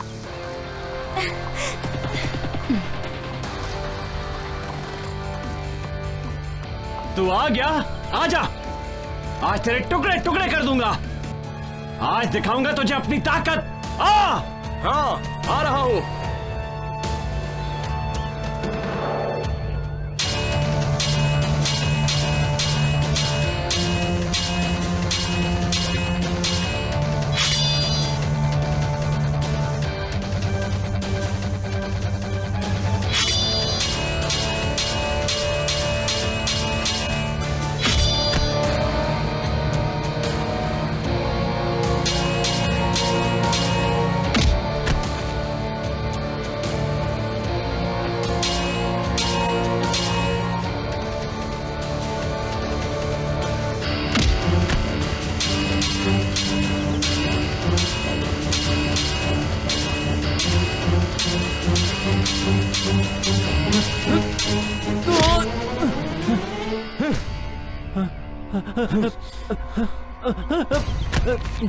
नहीं, मुझे मत मारो, मुझे मत मारो।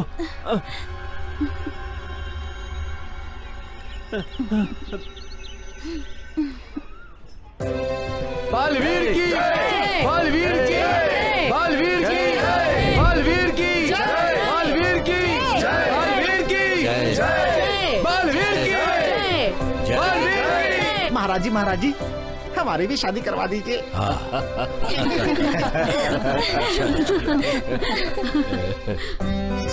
आयुष्मान बाबा। सुनिए जी, दूध लाई हूँ। अच्छा ये बताइए कि मेरे पास क्या है? तुम्हारा ये तरुण सौंदर्य। नहीं, वो नहीं, आपको देने के लिए मैं कुछ लाई हूँ। तुम्हारा हृदय। सच में बहुत चालाक हैं आप। मेरे पीछे क्या है ये बताइए। वो तुम्हारा हृदय तिलक है। अच्छा ठीक बताइए ना। ठीक है। ये देखिए। अरे ये तो मेरे जैसा ही है। इसे मैंने बनाया है।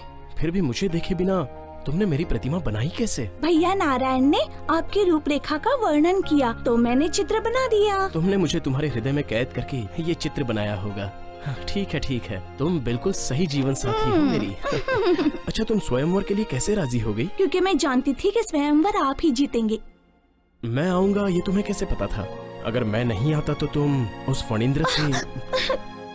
ऐसा मत कहिए, मैं आपके बिना जिंदा नहीं रह सकती, इसलिए मैं अपना प्राण त्यागने वाली थी। लेकिन श्रीनिवास जी और अलुवेल मंगम्मा मेरे सपने में आकर मुझे दर्शन देकर कहा कि बालवीर स्वयंवर में आएंगे। भगवान श्रीनिवास पर भरोसा रखकर ही मैं इस स्वयंवर के लिए तैयार हो गई जी। तिम्मम्मा, मेरी बातों से अगर तुम्हें दुख पहुंचा हो तो मुझे क्षमा करना। सुनिए जी, आप ऐसी बातें करके मुझे शर्मिंदा मत कीजिए। मैं आपके लिए कार्यदासी हूँ, करुणा के लिए मंत्री हूँ, भोजन के लिए माता हूँ और रंभा की तरह मैं आपको प्यार करना चाहती हूँ जी। बस तिम्मम्मा, इस खुशी के समय में दुख के लिए कोई भी जगह नहीं है।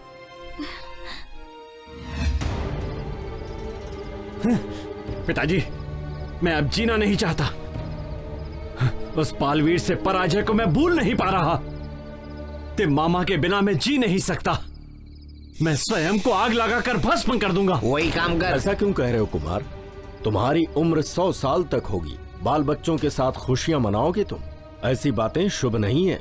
मंत्री जी, आप ही समझाइए इसे। हाँ युवराज, तिम्मम्मा से विवाह नहीं हुआ तो क्या इस लोक में सुंदरियों की कमी है क्या? नहीं है मंत्री, मेरे मन में तिम्मामा बस चुकी है। मैं किसी और को स्वीकार नहीं कर सकता। तुम्हारे लिए तिम्मम्मा ही नहीं, कोई दासी मिल जाए तो बड़ी बात है। तिम्मम्मा का विवाह हो चुका है और पराई स्त्री के बारे में सोचना महापाप है। आपकी इन्हीं बेकार बातों ने तिम्मामा को मुझसे दूर कर दिया है। बालवीर को उसी दिन जंगल में खत्म कर देते तो आज ये दिन नहीं देखना पड़ता। ये विधि का विधान है कुमार। हाँ युवराज, शादियाँ तो स्वर्गलोक में ही निश्चित हो जाती हैं, उसको बदलना किसी के बस की बात नहीं। तिम्मामा से मेरी शादी नहीं हुई तो क्या हुआ, लेकिन मैं उसे पाकर रहूंगा। अरे दरिद्र, उस बालवीर का अंत करके तिम्मामा को अपना बनाऊंगा। अरे बाप रे, ये अच्छी बात नहीं है। वो विवाहित है पुत्र, ऐसा सोचना बंद कर दो। आपकी बेकार की बातें सुनकर मैं रुकने वाला नहीं हूं। आज से उस बालवीर को खत्म करके तिम्मामा को पाना मेरा एकमात्र लक्ष्य है। दूसरों की औरतों पे बुरी नजर रखने वाले मिट्टी में मिल जाते हैं युवराज। सोचना बंद कीजिए मंत्री जी, और अब कोई नई व्यू रचना कीजिए। देता हूँ, तुम्हारी मौत के लिए अच्छी सलाह देता हूँ। क्या कहा? कुछ भी नहीं युवराज जी।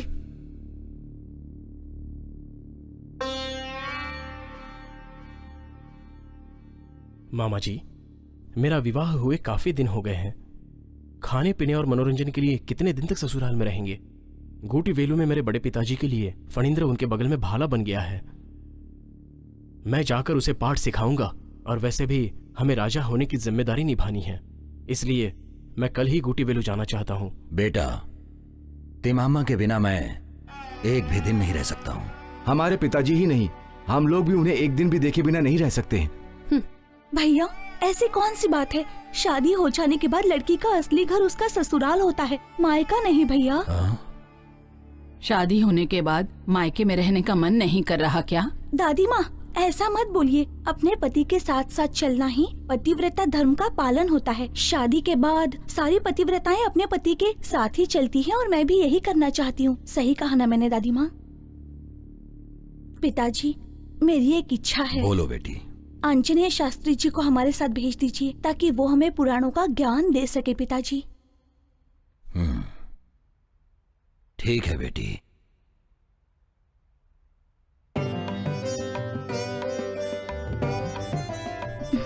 सुनिए जी, क्या मैं एक बात पूछ सकती हूँ आपसे? बिल्कुल पूछ सकती हो। मैं बहुत ही श्रद्धा भाव से वेंकटेश्वर स्वामी जी की पूजा करती हूँ, क्या मैं इन्हें अपने साथ ला सकती हूँ? क्या तिम्मम्मा, ये कैसा प्रश्न है? भगवान की मूर्ति ले जाने के लिए कोई मना कर सकता है क्या? ऐसी बात नहीं है जी, रंगराज जी शिव भक्त है ना, इसलिए पूछ रही हूँ। अरे पगली तिम्मम्मा, शिव केशव के बीच में अंतर नहीं होता। तुम बिना संकोच किए मूर्ति अपने साथ ला सकती हो। संभल के जाना तिम्मम्मा, अपना ख्याल रखना। जल्दी आओ। आ रही हूँ भाभी।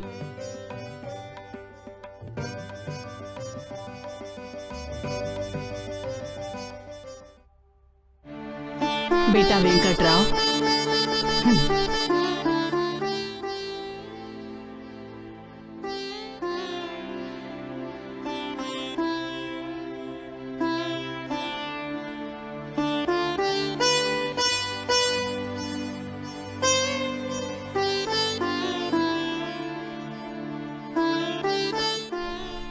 विजयी भव, सौभाग्यवती भव।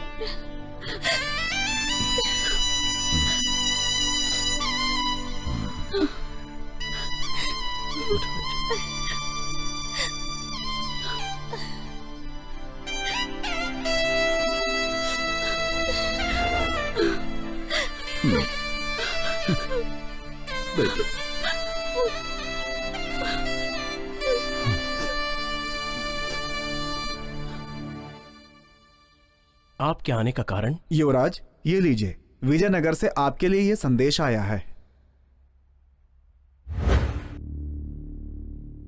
हाँ, ये क्या?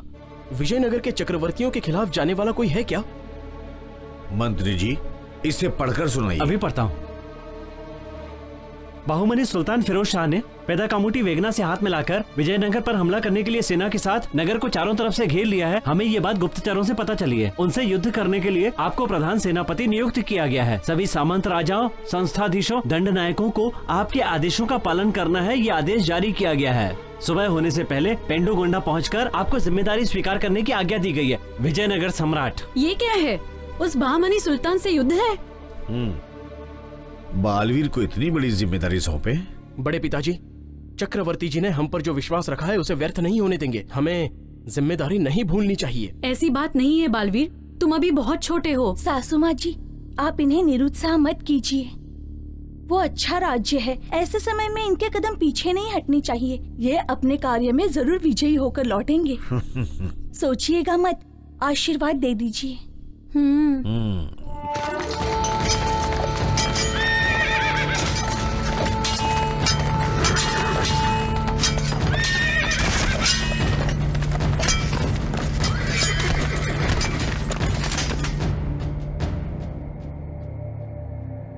आप विजयी होकर आए, इसीलिए पूरा गांव जीत की खुशियां मना रहे हैं। इतना ही नहीं, चक्रवर्ती जी ने आपके धैर्य और साहस को देखकर ये हीरे और जवाहरात आपको भेंट में दिए हैं।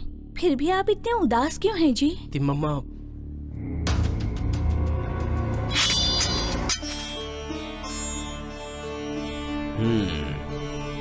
ये लो। सैनिकों, इसे बंदी बनाओ। मैं बहुत ही कृतज्ञ हूँ। अगर आप ना आते तो मेरा क्या होता? मेरे होते हुए ऐसा हो सकता है क्या राजन? मतलब आप, विजयनगर साम्राज्य के प्रभु ने तुम्हारी मदद करने के लिए ही मुझे यहाँ पर भेजा है। आपका राज कौन सा है? हमारा चंद्रगिरी राज है। मेरा नाम है वेंकन बाबू। मैं तिरुपति वासी हूँ। आपका मस्तक तिरुनाम बता रहा है कि आप तिरुपति वासी हैं। ये नारायण कहाँ चला गया? युद्ध खत्म होने के बाद जब उनके बारे में पता किया तो ऐसा कोई आदमी नहीं है पता चला। ये सब मेरी पूजा की महिमा है जी। सुनिए जी, जब आप युद्ध भूमि पर युद्ध कर रहे थे तो मैं तिरुमलेशा की पूजा कर रही थी। मेरे श्रीनिवास जी ने ही अपना साथ देकर आपको विजयी करवाया है। हाँ तिम्मम्मा, मेरे रहते हुए तुम्हें कोई तकलीफ नहीं होगी, ये भी बताया। तब मेरी समझ में आ गया, मैं उस भगवान को पहचान नहीं पाया। मुझे क्षमा करना स्वामी श्रीनिवास जी। ओम नमो वेंकटेशाय। सुनिए जी, आपकी विजय और हमारी शादी का कारण ये श्रीनिवास जी हैं। इसीलिए मैं अपने मायके से ये श्रीनिवास जी की मूर्ति लेकर आई थी।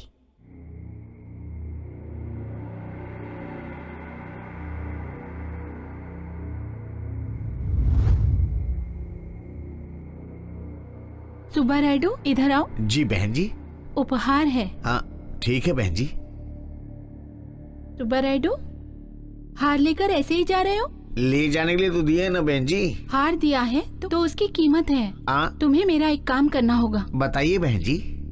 वो तिम्मम्मा जिस मूर्ति की पूजा करने वाली है, मैं चाहती हूँ वो मूर्ति तुम कुएं में डाल दो। ये नहीं होगा, वो भगवान की मूर्ति है। वो सच के भगवान नहीं है, मिट्टी के हैं। चिंता मत करो, कुछ नहीं होगा। तब तो ठीक है। अब उसकी कोई चाल नहीं चलेगी।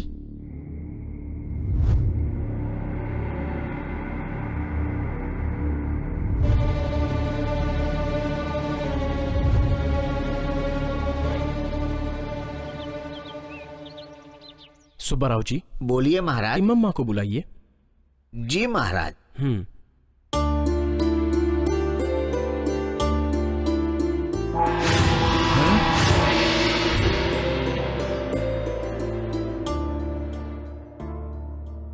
सुब्बाराव, सुब्बाराव।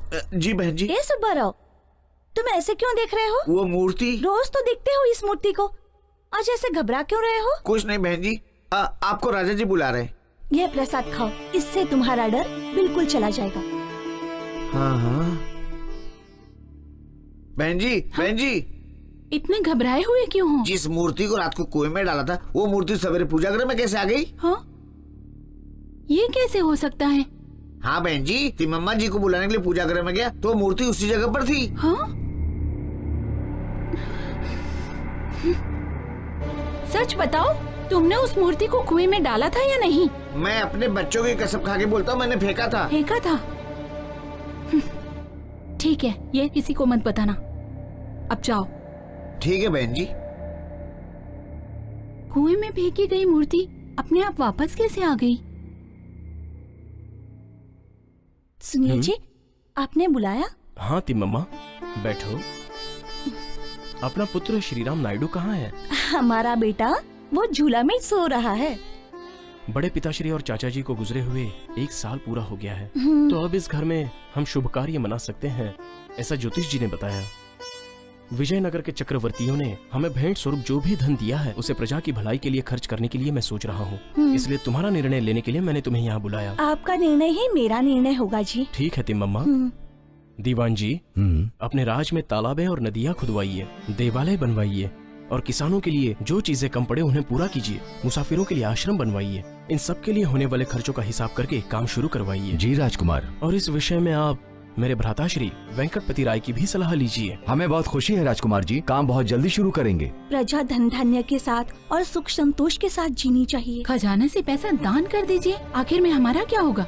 इस विषय में कुछ सोचना पड़ेगा, इसको रोकना पड़ेगा।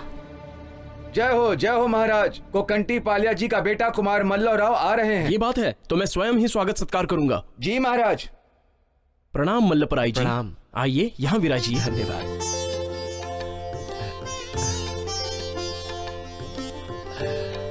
मल्लपराई जी, आपके आने का कारण? आप दोनों लोगों का शौर्य सुनकर अभिनंदन करके भेंट देना चाहता हूँ। मैं गलत समय पर तो नहीं आ गया? ऐसी कोई बात नहीं, आप अच्छे समय पर ही आए हैं। अपितु बंधु मित्र सह परिवार के साथ आपने भोजन करने का हमें अवसर दिया है।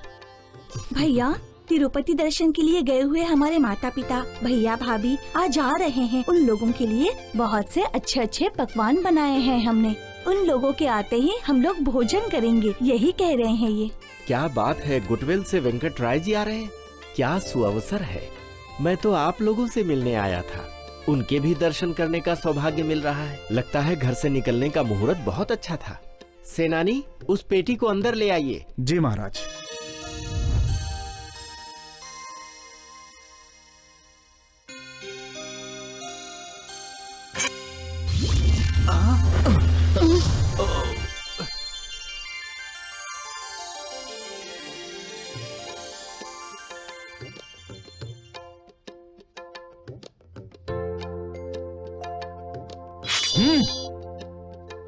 बालवीर, इन्हें हमारे पूर्वजों को सैकड़ों वर्ष पहले एक महायोगी ने भेंट दिया था। ये शस्त्र जहाँ रहते हैं वहाँ पर विजय अवश्यंभावी है, परंतु इन्हें धारण करने का सामर्थ्य हमारे पास नहीं है। इसे मैं यहाँ लाया क्योंकि आप इसके लिए सुयोग्य हैं बालवीर। महाराज, महाभारत में जिस तरह अर्जुन को गांडीव धनुष प्रदान किया गया था, उसी तरह यहाँ दरबार में मल्लभ जी ने आपको शस्त्र भेंट किया है। मुझे अत्यंत प्रसन्नता हो रही है। धर्म ग्रंथों के ज्ञाता शास्त्री जी ने अच्छी तुलना की है। बालवीर, एक बात कहनी है। इस तलवार को प्रयोग में लाने से पहले घर में होने वाले किसी शुभ कार्य में इसे रखना चाहिए, फिर इसका प्रयोग करना चाहिए। अगर ऐसा है तो पूजा गृह में रखकर इसकी पूजा करेंगे। बहन तिम्मम्मा, आपके परिवार के पुरुष जब काशी क्षेत्र में गए थे और जिन चोरों ने गुडवेल पर आक्रमण किया था, उन्हें वीरता से आपने हराया था। इसीलिए मैं आपके लिए भी कुछ उपहार लेकर आया हूँ, कृपया इसे स्वीकार कीजिए। जीजा जी, इस बार संक्रांति त्योहार बहुत अच्छा मनाया गया। ये कहकर मुझे बहुत खुशी हो रही है। लेकिन मुझे कोई खुशी नहीं है। क्या हुआ बेगम अम्मा, आप क्यों खुश नहीं हैं? पिताजी, आपके दामाद को अब आप ही समझा सकते हैं। बड़े तो ये हैं, तो गुटविल का राजा उन्हें बनाना कहाँ का इंसाफ है। बालवीर जितने दिन तक राजा रहेंगे आपको उनका सहायक बनकर रहना होगा। आपको राजा बना हुआ देखने के लिए मेरी और मेरी बेटी की भी इच्छा है। हाँ वेंकटपति राय जी, तब गुडविल का राजा आप ही हैं, ऐसा हमारे बंधु मित्रों को बताया गया था। लेकिन अब ये बात पता चलेगी तो हमारी इज्जत और शोहरत तो चली जाएगी ना। कुछ भी हो, बालवीर है तो मुझे राजा बनने की इच्छा नहीं है। मुझे है, आप राजा बने और मैं रानी बनूं, मेरी ये इच्छा है। दामाद जी, सुना है आप अपने भाई बालवीर की बात हमेशा मानते हैं, क्यों है ना? हाँ महामंत्री, बालवीर जैसा पराक्रमी इस आसपास के राज्यों में नहीं है, इसलिए हमें उन पर गर्व है। बड़ी खुशी की बात है, लेकिन वो मुझे तिम्मामा की हर बात को मानना पसंद नहीं। अपने होने वाले बच्चे को भी उसका नौकर बना के रखूं, ये मुझे बिल्कुल पसंद नहीं। हाँ दामाद जी, वेंगनमम्मा ने सच बोला है। महामंत्री जी, जरा आप भी बताइए। बताता हूँ। हाँ वेंकटपति राय जी, ये मामला आपका और आपकी होने वाली संतान का है, इसलिए अगर आप एक बार सोच लें तो। मौन भी स्वीकार की तरह ही होता है, हमें पता चल गया। आप बेफिक्र रहिए, सब कुछ आप हम पर छोड़ दीजिए। आपको राजा बनाने की जिम्मेदारी हमारी है, आप जाकर विश्राम कीजिए।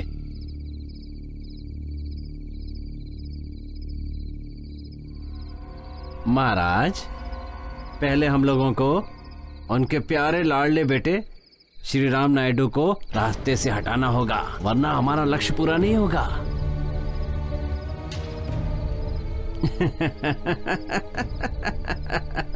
ये बहुत ही खतरनाक जहरीला विष है।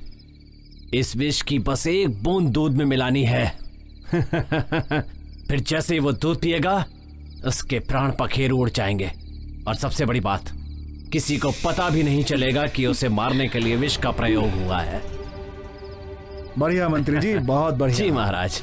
लेकिन याद रखना बेटी, विष का प्रयोग बहुत सावधानी से होना चाहिए, नहीं तो। पिताजी देखेंगे ना, मैं आपकी बेटी हूँ। हम जरा होकर आते हैं माँ जी। अरे इसे अपने साथ में क्यों ले जा रही है? ला मुझे दे, मैं संभालती हूँ। आजा बेटा, आजा।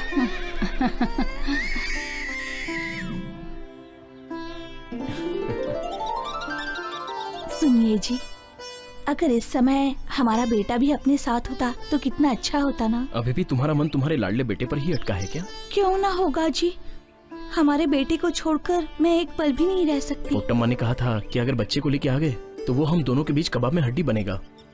और वैसे भी बच्चों को जंगलों में नहीं घुमाना चाहिए, ऐसा नागन्ना ने बताया।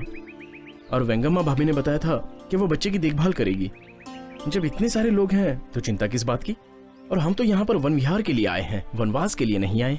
वो बात नहीं है जी। मम्मा जरा वहाँ देखो, पानी का झरना, और यहाँ देखो हिरणों की जोड़ियाँ, पंख फैलाकर नाचने वाले मोर, फूलों से भरी झाड़ियाँ, कितना सुंदर लग रहा है। हाँ हाँ, बिल्कुल सुंदर लग रहा है जी। ऐसा लग रहा है प्रकृति हमें आमंत्रित कर रही है।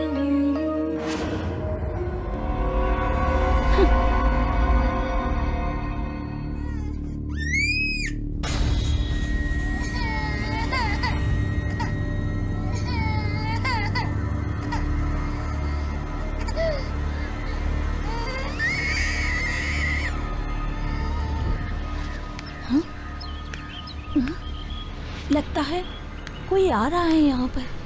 हाँ, वो तो अपना चिन्नप्पा लग रहा है।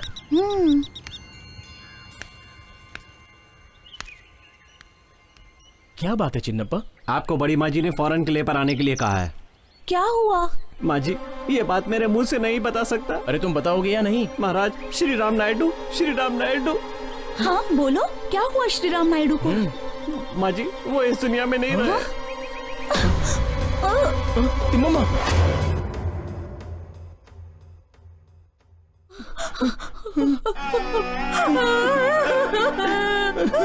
बेटा, बेटा, श्री राम बेटा, ये सब क्या हो गया? ये कैसे हो गया? मैं कितनी अभागन हूँ। स्वामी श्रीनिवास, भगवान। तिम्मम्मा, हमारे रोने से अब बच्चा वापस नहीं आएगा। अपने हाथ में कुछ भी नहीं है। शांत हो जाओ तिम्मम्मा। दीदी, हिम्मत रखो तिम्मम्मा।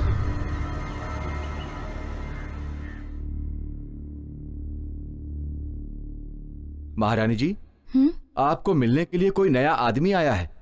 अंदर बुलाओ उसे। प्रणाम माँ जी। नानचरैया, ठीक तो हो ना? ठीक हूँ माँ जी। क्या बात है, बताओ।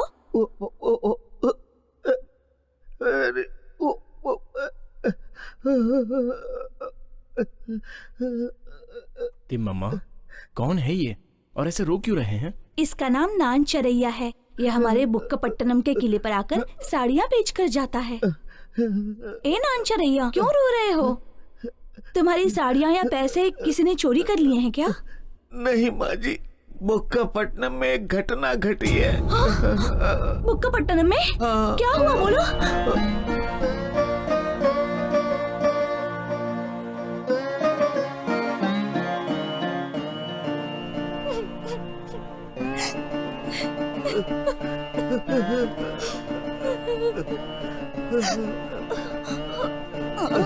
तिम्मम्मा,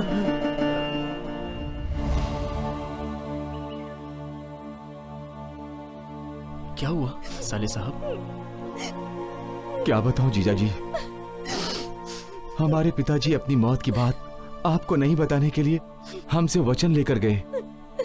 आप यहाँ आएंगे तो आपको भी क्षय रोग पकड़ लेगा, ये उनकी सोच थी।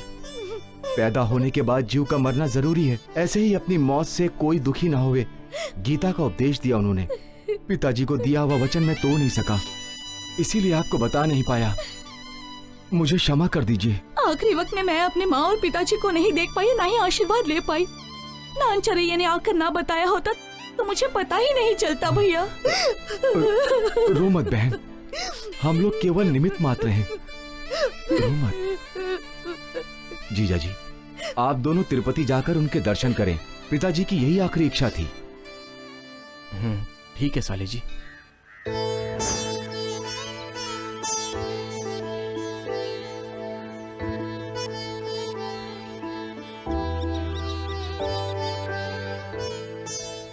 बालवीर, तिम्मम्मा, बालवीर,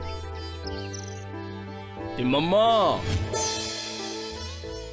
स्वामी जी, आप? आयुष्मान भव। तिम्मम्मा, जब मैं जंगल में था तब इन्होंने ही मुझे स्वयंवर के बारे में बताया। तलवार और घोड़ा देकर भेजने वाले यही तो महापुरुष हैं। मतलब हमारे प्रत्यक्ष देव यही हैं? पुत्र बालवीर, ये तिम्मम्मा पूर्व जन्म में मेरी अत्यंत प्रिय शिष्या थी, और तो और ये भगवान श्रीनिवास की बहुत बड़ी भक्त हैं। अच्छा, वो कैसे? मैं अब तक समझा नहीं, मुझे समझाइए ना। ये तिम्मम्मा पूर्व जन्म में कुजरी हुरी नाम के एक गरीब ब्राह्मण के घर में पैदा हुई। उन दिनों आचार व्यवहार के हिसाब से इसका बाल विवाह हो गया था, लेकिन कुछ दिनों के बाद ही इसका पति मर गया। ये कोई सुख नहीं भोग पाई, तो कर्म योगिनी बनकर, सन्यासिनी बनकर ये मेरे पास आई थी और मैं ईश्वर वन में तपस्या कर रहा था। मेरी शिष्या बनकर इसने मेरी बहुत सेवा की थी। तत्पश्चात कालिंद्र नाम के एक नीच ने जंगली जानवरों का शिकार करते हुए हमारे प्रांत में आकर हमारा शोषण करके हमारी तपस्या को भंग कर दिया था। इसलिए हमने वो प्रांत छोड़कर तिरुमला आकर हम देवी देवताओं की सेवा करने में व्यस्त हो गए। इस तिम्मम्मा ने अपने अंतिम समय में वापस ईश्वरमला जाकर वहां तपस्या करके वहीं पर अपनी अंतिम सांस छोड़ी।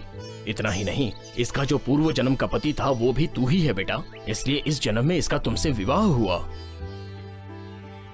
और तो और उन दिनों में जो कालिंद्र था वो अभी फणिंद्र है। स्वामी, हमारे गुटीवेलू में आकर हमारे अतिथि सेवाओं को स्वीकार कीजिए। तथास्तु। ठीक है, श्री कालहस्ती जाकर ज्ञान प्रचुर नाम्बा का श्री कालहस्तीश्वर स्वामी का दर्शन करके आइए। ठीक है जय स्वामी भव। जी। ठीक है स्वामी जी।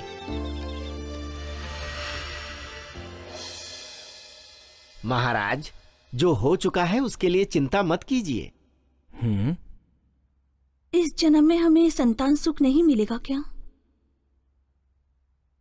थोड़े ही समय में अपने कुलगुरु आ रहे हैं, क्यों ना हम उन्हीं से पूछ कर देख लें। गुरुजी को हमारा प्रणाम। आइए आसन पे विराजिए। सुखी भव, सुखी भव। गुरुदेव, आप हमारे कुलगुरु हैं। आपने सुंगेरी से वापस आकर हमारे घर को पवित्र किया है, इसलिए हम सब बहुत आनंदित हैं। स्वामी, हमारी एक इच्छा है। 10 वर्ष पहले हमारे 1 वर्षीय पुत्र श्रीराम नायडू की मृत्यु हो गई थी। तत्पश्चात हमें कोई संतान नहीं हुई। भविष्य में हमारे भाग्य में संतान योग है। बालक, चिंता मत करो, आपको संतान योग नहीं है ऐसा किसने कहा? आप अपने कुल देव को भूल चुके हैं। आपके पूर्वज हर बौद्ध पूर्णिमा को गुटविल राज के प्रजाओं से मिलकर शिखर के ऊपर जाकर वहां गड़े खंबे पर ज्योति को जलाकर पूजा करते थे, रात वहीं बिताते थे। यही उनकी परंपरा थी। इस बात को आप पूरी तरह से भूल चुके हैं, इसलिए आपकी जिंदगी में इतना बड़ा दुख आया है। अगली पूर्णिमा बौद्ध पूर्णिमा है और इस दिन आपको एक कार्य करना है। आपकी मन्नतें जरूर पूरी होंगी। अवश्य स्वामी। एक बात याद रखना, इस अखंड पूजा को बिना किसी रुकावट के आपको संपन्न करना होगा। जी अवश्य गुरुदेव, हम दोनों मिलकर उस पूजा को सफल करेंगे। शीघ्र ही संतान की प्राप्ति होगी। अब हम चलते हैं।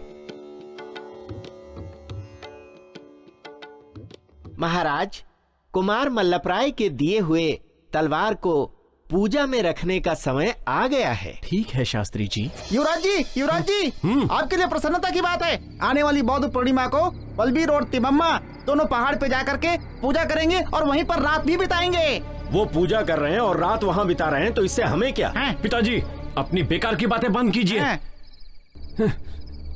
ये लो। धन्यवाद युवराज जी। मंत्री जी, इतना अच्छा मौका हमें फिर कभी नहीं मिलेगा। किस्मत ने खुद दरवाजा खटखटाया है। अरे पागल दरिद्र, किस्मत तेरा दरवाजा खटखटाई? क्या सोच रहे हैं आप? कुछ नहीं, क्या व्यूह रचना ये सोच रहा हूँ मैं। उस बालवीर को पूजा के दौरान ही कुलदेव की पूजा की बलि बनाना है, तिम्मामा को पाना है। इसके लिए जितनी भी फौज की जरूरत है तैयार कीजिए। कुमार फणींद्र, ये क्या कह रहे हो तुम? मदिरा के नशे में कुछ भी बोल रहे हो। सीता को पाने के लिए रावण का क्या हुआ पता है ना? तिम्मम्मा से भी सुंदर लड़की ढूंढ कर तुम्हारी शादी करवाऊंगा। पिताजी, आप अपनी बकवास बंद कीजिए। मुझे तिम्मम्मा चाहिए। मेरे जीते जी ये नहीं हो सकेगा। तो ठीक है, यही सही। क्या? आपके मारने के बाद तो हो सकता है।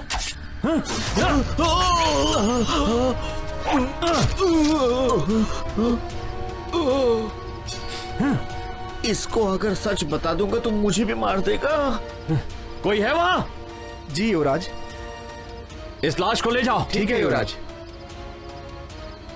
युवराज? युवराज नहीं, आज से मैं महाराज हूँ। महाराज, हमारे पास बालवीर पर हमला करने के लिए मजबूत सेना नहीं है महाराज। उसके लिए गुर्रम कोंडा नवाब की मदद लेना होगा। मेरी पहचान से उन नवाबों से आपकी पहचान करवा देता हूँ। आप उन लोगों को झूठ मूठ बातें बताकर हमला करने के लिए मदद ले लीजिए। ठीक है, आप बंदोबस्त कीजिए। ठीक है महाराज। बाप रे, बाप रे।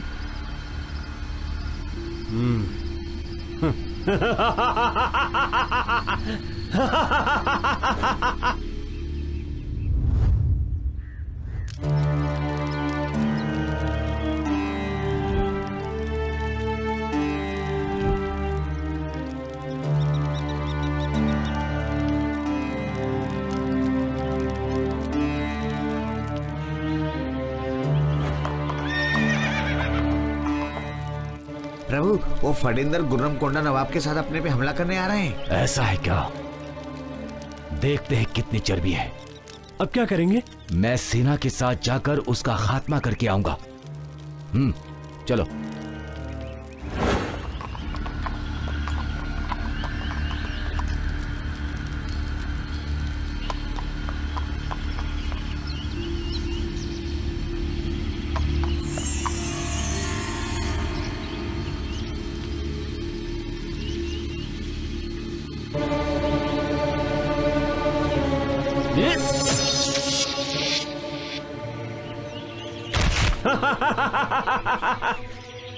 यही हाल तुम्हारे राजा का भी होगा।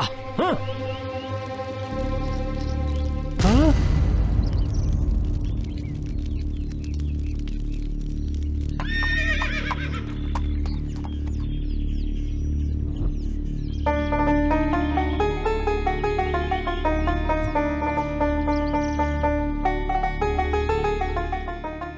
हैदर अली, तुम अपने जीवन में बहुत बड़ी भूल करने जा रहे हो।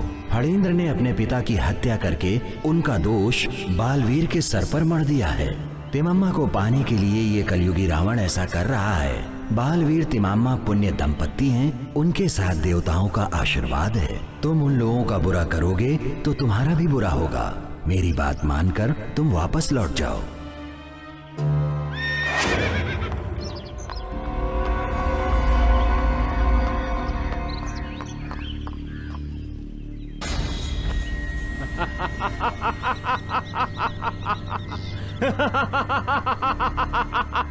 खामोश। झूठ बोलकर गुर्रम कोंडा से गुडवेल बुलाया।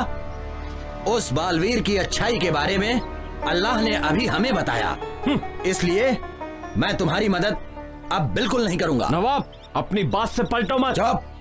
अपनी बात से नहीं पलट रहा हूं फणींद्र। तुम्हारी चालबाजी पता चल गई। तुमको दिया हुआ अपना वादा भी वापस लेता हूं। तुम बालवीर से डर रहे हो। मुझे छेड़ो मत फणींद्र।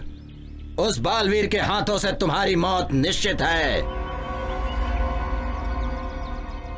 ठीक है, पहले उसे मारूंगा, उसके बाद तुझे देखता हूं। हाँ? यह सब तुम्हारे बस की बात नहीं।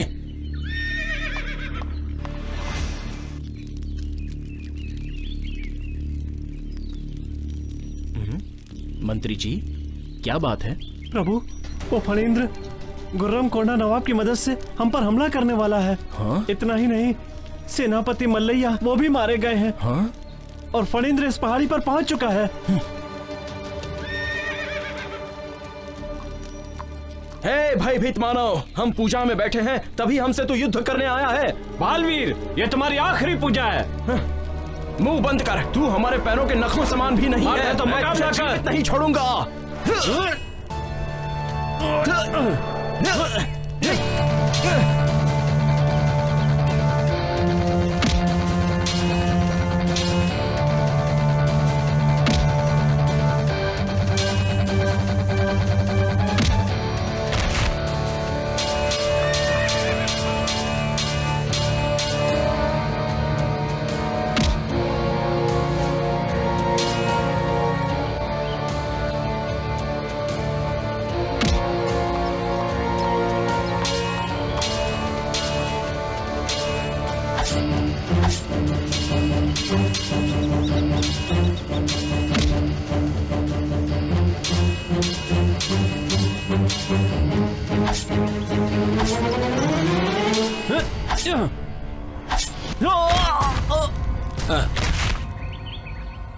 या अल्लाह,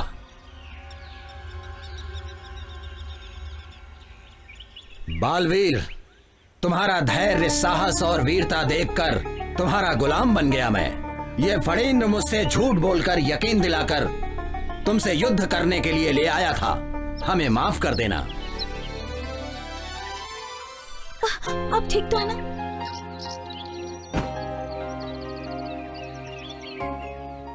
बालवीर की जय, बालवीर की जय, बालवीर की जय। बालवीर, अब मैं चलता हूं। वो विष लगी हुई तलवार थी। उस प्रहार से पूरा शरीर विषमय हो गया है। उन्हें ठीक करना बहुत मुश्किल है। ये आप क्या कह रहे हैं वैद्य जी? हाँ, उस दुष्ट फणींद्र ने इन पर दुश्मनी से जहरीली तलवार से युद्ध किया। हाँ बेटी, मुझे आज्ञा दीजिए। बहन जी, अब क्या करेंगे? वकंटी मैकल चरु वैद्य बुक्कपट्टनम से भाई नारायण के साथ आकर हमसे नहीं होगा ऐसा बोल रहे हैं।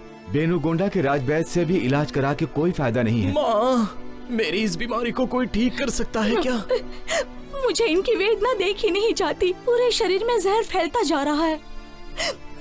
अब तो श्री हरि ही इनका कल्याण करेंगे। बहन जी, आपको एक बात बताना है। वो मुनियप्पा नायडू किले में कोई राजद्रोह का षड्यंत्र बना रहा है। मैं जानती हूँ, मुझे भी ऐसा ही लग रहा है। फिर भी उस भगवान की इच्छा जो होगी उसी के अनुसार होगा।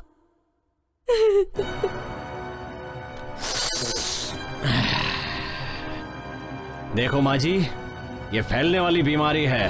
अब लोग बीमारी का डर दिखा करके उन सबको महल से बाहर कर देंगे। अपनी युक्ति रंग लाई। अब कोई रुकावट नहीं है। महामंत्री जी षड्यंत्र रचेंगे तो बिना बेहोशी की दवा के किसी इंसान को हम टुकड़े टुकड़े कर सकते हैं। ससुर जी, आपने अच्छी सलाह दी। इसे कोई भी अमल में ला सकता है। हाँ पिताजी, कल ही उन लोगों को किले से बाहर निकाल देंगे। तिमम्मा जी, पेनुगोंडा के राजा ने जो आपके पति को धन दिया था, वो राज का सारा धन उन्होंने खर्च कर दिया है। इसीलिए राज का सारा खजाना खाली हो गया है। राज्य का दिवाला निकल गया है। बचे हुए पैसे भी खर्चा कर रहे हैं। प्रजा के लिए ही इन्होंने सारा धन खर्च किया। इसमें हमारा कोई स्वार्थ नहीं है। कुछ भी हो, अब तुम्हारा ये खेल नहीं चलेगा। सुना है वो मामूली बीमारी नहीं है, वो कुष्ठ रोग है।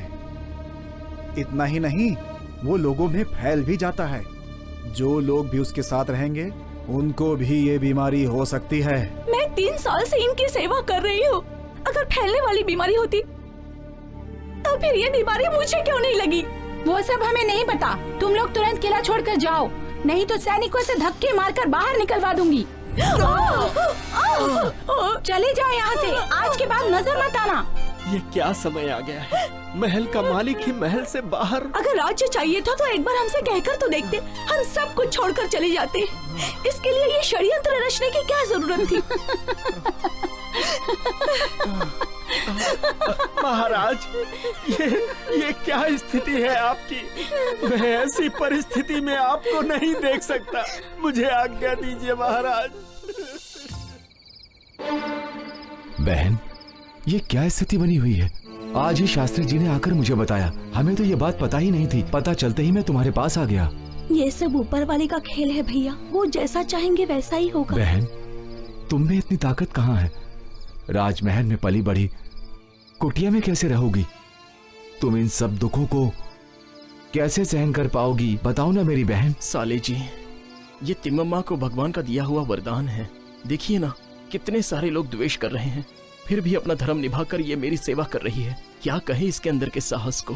जीजा जी, आप तुरंत हमारे साथ चलिए। हम सभी बुक्कापट्टनम चले जाएंगे। भैया, आप हमें क्षमा कर दीजिए। दया करके हमें वहाँ मत बुलाइए। जीना या मरना हमें यहीं पर है। तिम्मम्मा, इतनी बड़ी हो गई हो, सती अनुसुईया, सती सावित्री, उनकी जैसी बातें कर रही हो। हाँ साले जी, आप दुखी मत होइए। ये देखिए, ये सोने का खंजर ले लीजिए, ये सोने की कड़ा ले लीजिए। सब सोने की चीजें अपने भाई को निकाल कर दे दो, क्योंकि अब इन पर इनका ही हक है। भैया, ये लो भैया। बहन, तुम लोगों के बगैर ये चीजें बेकार हैं। मैं इन सब का क्या करूंगा? वो श्रीनिवास ही आप लोग को बचाएंगे। भगवान तुम्हारी रक्षा करे। चलता हूँ बहन। जीजा जी, मैं जा रहा हूँ। भैया रुक जाइए। आप हमेशा हल्दी कुमकुम से, रेशमी वस्त्रों से अपनी बहन को पलकों पर बिठा कर रखते थे। इसलिए आपसे एक बात कहनी है। अगर बालवीर को कुछ हो गया तो मैं सती सहगमन करना चाहती हूँ। नहीं बहन, तुम्हारा भाई नारायण जीते जी तुम्हें कोई तकलीफ नहीं होने देगा। नहीं भैया, इनके बगैर मेरी जिंदगी बिल्कुल व्यर्थ है।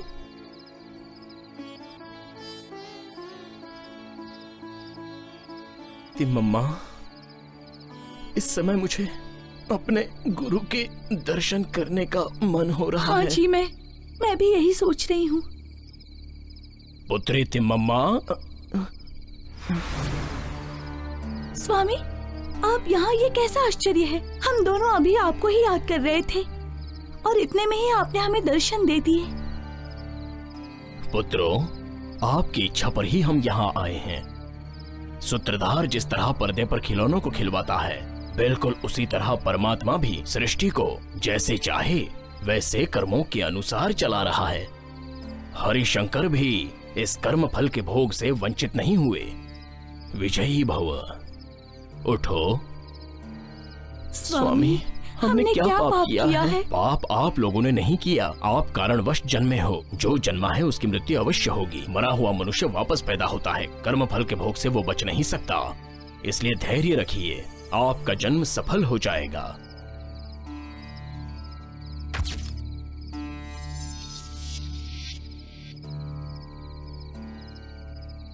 प्राणेश्वरी, पूर्व जन्म के पुण्य फल से ही तुम मेरी अर्धांगिनी बनी। तुम जैसी पतिव्रता के कारण मेरा ये जीवन और मेरा ये जन्म धन्य हो गया। हमारा ये गंगराज वंश चरितार्थ हो जाएगा। 25 वर्षों का अपना सांसारिक जीवन 25 दिनों जैसा बीत गया है। प्राणेश्वरी, मेरी मनोकामना पूरी हो गई और अंतिम समय में गुरुदेव के दर्शन भी हो गए। वो देखो प्राणेश्वरी, मुझे कोई लेने आ रहा है। मुझे उनके साथ जाना होगा प्राणेश्वरी। मम्मा, मम्मा, मुझे क्षमा करना। ये सब क्या हो गया? मेरे साथ अन्याय किया आपने। इस आधी रात को मुझे अकेला छोड़कर चले गए आपने। स्वामी श्रीनिवास, मेरे पति के साथ जाने का मुझे वरदान दीजिए।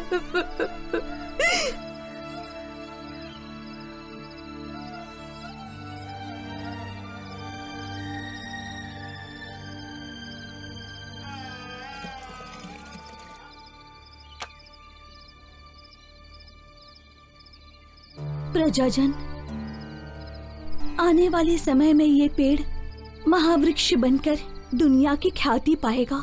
तुम लोगों को हरियाली देकर मेरी याद में ये तिम्मम्मा वटवृक्ष के नाम से जाना जाएगा। तिम्मम्मा, हमें माफ कर दो। तुम्हें तकलीफ देने के बाद हमने भी बहुत भोगा है। हमारी विनती है कि किले में वापस आ जाओ। आप हमारे किले में आकर हमारी सेवा पाकर हमारा उद्धार कीजिए। नहीं वैद्यमनम्मा, मुझे आप पर कोई गुस्सा नहीं है। ये सब तो उसकी लीला है। हमारा काम हमें करने दीजिए। बहन, आपकी महिमा मैं कैसे बताऊं कि हुए पौधे को भी आप हरा कर देती हैं। तीर से घायल हुए पक्षी का घाव ठीक करके उसे उड़ा देती हैं। धूप में तपते इमली के पेड़ को, जो हम सबको छाया प्रदान करता है, उसे अपने श्राप से एक पल में आप जलाकर राख कर देती हैं। ऐसी शक्तियां हैं आप में। बहन, आपकी महिमाओं को मैं पहचान नहीं पाया, मुझे क्षमा कीजिए। नायडू जी, आप हमारे भाई जैसे हैं, हमें क्षमा कीजिए।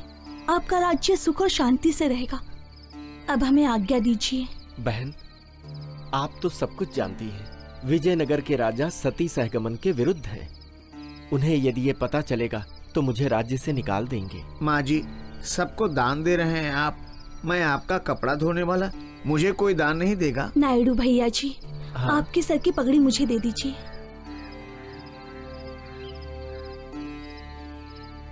ये लो, ये ले लो। माँ जी। बहन, मैं कुछ समझा नहीं।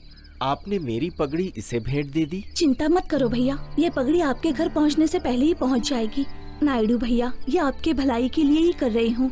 ये मन ही मन में आपकी पगड़ी को मांग रहा था, इसे मैं दान में दे रही हूँ। आपका जन्म जन्म का पाप कर्मों से धुल जाएगा। आज आपकी अग्नि से दुर्घटना होने वाली थी। आपको दुर्घटना से बचाने के लिए इमली के झाड़ पर मैंने प्रयोग कर दिया। आप जब तक जीवित रहेंगे प्रजा की सेवा करते रहिए, लंबी उम्र जिएंगे आप। धर्म रक्षिता रक्षिता। नायडू जी, सती सहगमन के लिए आप मुझे अनुमति देंगे तो आपको राज्य से निकाल देंगे, ये डर है ना आपको? ये तिम्मम्मा किसी को कोई हानि नहीं पहुंचने देगी। मैं मेरे मार्ग से चली जाऊंगी। सती सहगमन के लिए आप मुझे रोक सकते हैं, लेकिन मेरे पति के साथ जाने से मुझे कोई नहीं रोक सकता। गुरुदेव को मेरा प्रणाम। गुरुदेव जी, मुझे आशीर्वाद दीजिए।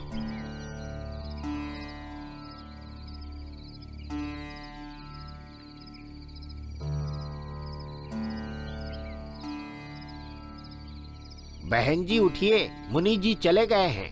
मुहूर्त निकला जा रहा है। माँ जी, तिम्मम्मा, अरे माँ, माँ जी गिर गई, माँ जी गिर गई। मम्मा को क्या हो गया? क्या हो गया? मम्मा, ये क्या हो गया? मम्मा, ये कैसे हो गया? ये कैसे गिर गई?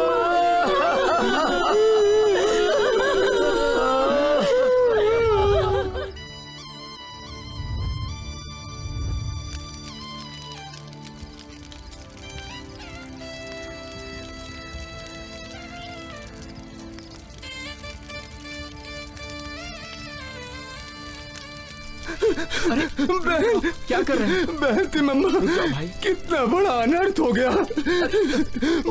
मैं सही समय पर नहीं आ पाया। आखिरी बार तुझसे बात भी नहीं कर पाया। ये लो बहन, तुम्हारे लिए लाया हूँ सिल्क की साड़ी, हल्दी, कुमकुम, चूड़ियाँ। मन पड़ा है मेरी बहन।